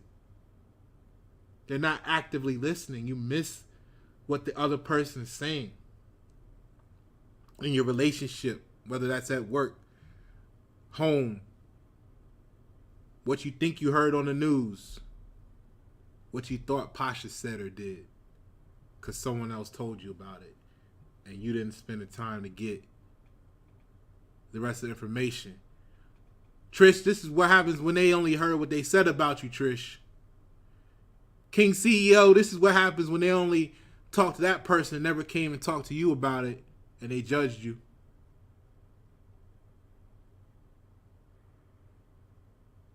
Okay? See, the agency is public. The United States is public. Immunity of government officers, number 33, sued as individuals for official acts. They needed to bring it down from the agency to the actual individual private party within the agency and hold the private party liable. But they had to separate the party from the agency to do that, to make them the private party, the responsible party in their private capacity, which goes back to the use of Bivens versus 6, but they didn't narrow it down to, which they're going to explain, the agency couldn't be attacked on that level. So they had to apply the attack to the agents because then you could say it was them and not it was them personally or privately liable. Let's get back to it. We're almost done, and then the opinion is only like 3.5 minutes, so we almost done. Hang in there. But at the time Congress I'm not gonna keep you much longer. Appreciate ya. Hope you learned something. legislated 1346B, which was 1946. Let me back it up a little bit for you. Very clear what Congress's intent was. Congress's intent was to recognize, to take cognizance of those wrongs for which a private individual would be liable under local law. This is why they were using the Fifth Amendment, because they wanted to get it for the due process infringement. But at the time Congress legislated 1346B, which was 1946, there were no such thing as constitutional torts recognized. That's true, but you can argue one way or the other from that. But just like you say that you can't really draw much analysis from the 1946 action since Bivens came much later, the whole idea of constitutional torts came much later. That's true, and as a matter of fact, the sue and be sued clause that we're talking about for the FSLIC was drafted in the 1930s. But the point we are making is this Court has held that sue and be sued clauses are to be liberally construed as general waivers of sovereign immunity unless one of three things occur. Unless the suit in question is inconsistent with the statutory scheme, unless an implied restriction on the general waiver is necessary to avoid a grave interference with a governmental performance of a governmental function, or unless it was clearly the purpose of Congress to use the sue and be sued clause in a narrow sense. None of those three conditions exist here. So in the 1930s, when Congress created the FSLIC and decided how broadly it would waive immunity for the FSLIC, at that point in time, what Congress decided to do was, rather than delineate all of the ways... There's no thought at all, Mr. Felice, of anything like a Bivens claim. That's true. What Congress intended to do, Your Honor, was to waive immunity generally for that agency, subject to those exceptions that may later occur. See, they keep trying to make the argument apply to the whole agency, which is public. Now, the government has identified that later came the Federal Tort Claims Act, and possibly the Federal Tort Claims Act could have been written to exclude this kind of an action. Was not. Congress could today take a look at the issue and could say, we're also going to include constitutional torts under the Federal Tort Claims Act with these rules. But when Congress decided to launch this agency, Congress used a broad waiver of sovereign immunity which waives all immunity for the universe, subject to such exceptions as may be made later on. They're still attacking it from the standpoint of the agency, which is public, which is the LLC, in the example, for your entertainment purposes. If they had took it down to who did it in the agency, they could have had a chance at bringing it into the private. 1346B provides liability if a private person would be liable to the claimant in accordance with the law of the place where the act or omission occurred. Suppose you have a state that allows no recovery for psychological torts. Must be physical injury. Does that mean that psychological torts are not cognizable under Section 1346B, and therefore the government is liable for all cognizable torts? Well, there is a jurisprudence by this Court that would say, no, that is cognizable. Right, but it seems to me you're repudiating that jurisprudence. No, the way you're not. The way I justify our position, Your Honor, is that those actions are at least common law torts. I think the Court could look at those actions and could say it was clearly the purpose of Congress to include within the Federal Tort Claims Act those actions that are common law torts. That's the meaning of that last phrase. So that if there is a common law tort that is accepted either implicitly or implicitly by the Federal Tort Claims Act, then that still would be cognizable. But here we're talking about constitutional torts. So the difference between you and the government is that the government says cognizable means all torts, and you say that cognizable means just common law torts. Is that what we're arguing about, essentially? I believe that is one way to put it, Your Honor. Yes. Little choice in rotten eggs, it seems to me. Why shouldn't we take the government's unrealistic interpretation rather than your unrealistic? It seems to me it means neither one of those things. Well, we believe that I would say this about your hypothetical. Your hypothetical, well, certainly I am in duty bound to answer it, is not the case that we have today. But you are asking us to extend the Bivens doctrine to, so far, new territory, whatever the Tort Claims Act, whatever our role with respect to that is. The Bivens doctrine is a court-created doctrine. Yes, we're asking us to extend that to one class of agency uniquely. Yes, I am, and it's my... Hey, Trish, this your girl putting them under attack, right? So She said, you want us to take the Bivens, which applies to all agencies this way, because like we said, agencies is public, but you want us to do a special application for this particular agency. You see what I'm saying? This is why they don't like talking to you people that ask questions properly. My position that the logic of the Bivens action, namely that this court has the primary duty to enforce constitutionally protected rights, and that it should not be surprising that Article III courts, in protecting constitutionally protected rights, would turn to traditional judicial remedies like damages to do that, applies with equal logic to a sue and be sued agency, and that sue and be sued agency has a waiver of sovereign immunity by Congress.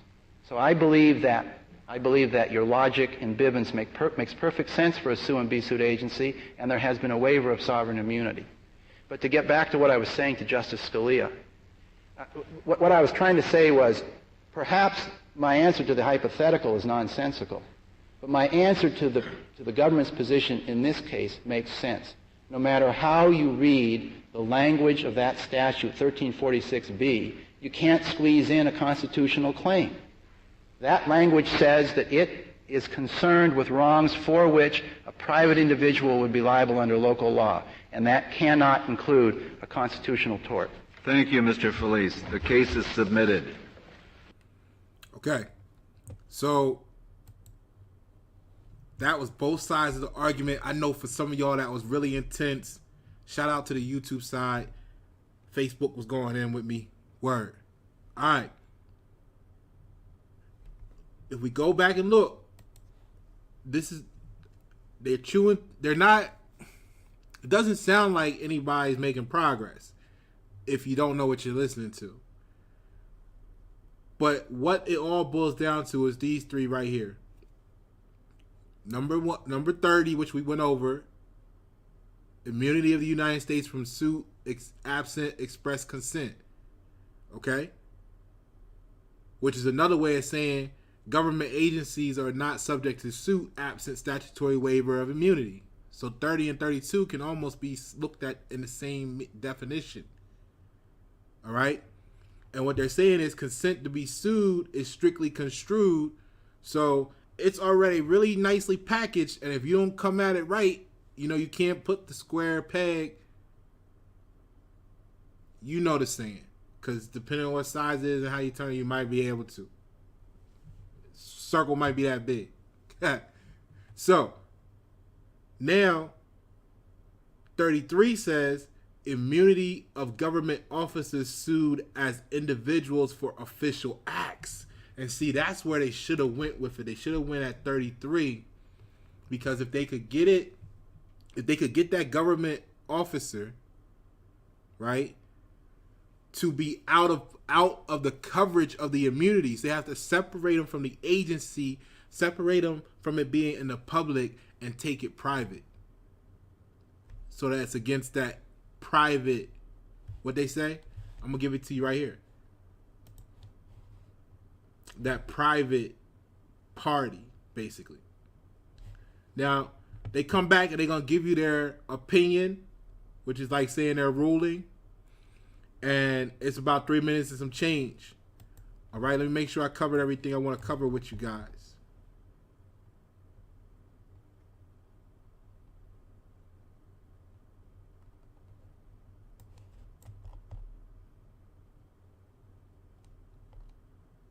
Yeah, so let's check out the closing. It's a dope ass session here. All right, let's go. The opinions of the court in two cases will be announced by Justice Thomas. The first opinion, which I have an announcement, is the Federal Deposit Insurance Corporation versus Meyer, number 92741. This case comes to us on a writ of certiorari to the United States Court of Appeals for the Ninth Circuit. Acting as receiver for a failed thrift institution, the Federal Savings and Loan Insurance Corporation, FSLIC, discharged respondent Meyer, who was a senior officer of the thrift. In a suit against FSLIC, respondent claimed that his discharge deprived him of due process.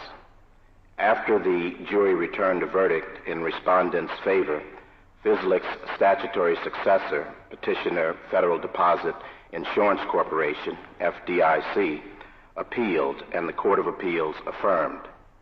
First, the court found that although the remedy under the Federal Tort Claims Act is exclusive for all claims cognizable under 1346B of the Act, respondent's constitutional claim was not so cognizable. Second, it determined that FSLIC's sue and be sued clause constituted a waiver of sovereign immunity for the claim. And third, it concluded on the merits that respondent had been deprived of due process. In an opinion filed with the clerk today, we reverse. Like the Court of Appeals, we find that respondent's claim is not cognizable under Section 1346B of the Federal Tort Claims Act. A claim is cognizable under Section 1346B if it is actionable under that section, and it is actionable if it alleges, among other things, that the United States would be liable in accordance with the law of the place where the act occurred. The reference to the law of the place means the law of the state, and by definition, federal law is not state law. Federal law, not state law, provides the source of substantive liability for a claim alleging the deprivation of federal constitutional right.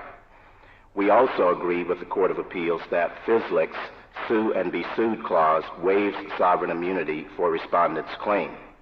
Petitioner fails to make the clear showing of congressional purpose necessary to overcome the presumption that immunity has been waived by the clause. Contrary to the Court of Appeals, however, we hold that respondent has no cause of action for damages against an agency of the federal government, in this case, FSLIC's. In Bivens versus 6 unknown federal narcotics agents, we implied a damages remedy against federal agents. Respondent argues that the logic of Bivens supports extending the damages remedy from the agents to the agencies. We disagree.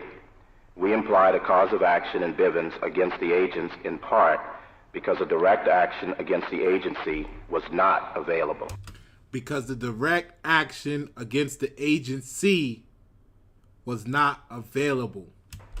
In essence, respondent asked us to imply a damages action based on a decision that itself presumed the absence of that very action. The opinion is unanimous. It's as simple as CRM 30, 31, 32, and the remedy would have been 33. I appreciate y'all. We put in that work. I don't even know how long we've been running, but we put that work in. This is why they mad you don't come outside, because you ain't here getting this work. Okay? Public, private, Fifth Amendment. Interest can be considered private property in certain applications. Let me know in the chats what you learned today that you didn't know yesterday. I'm Pasha Paro. It's White at 7. Thank you for tuning.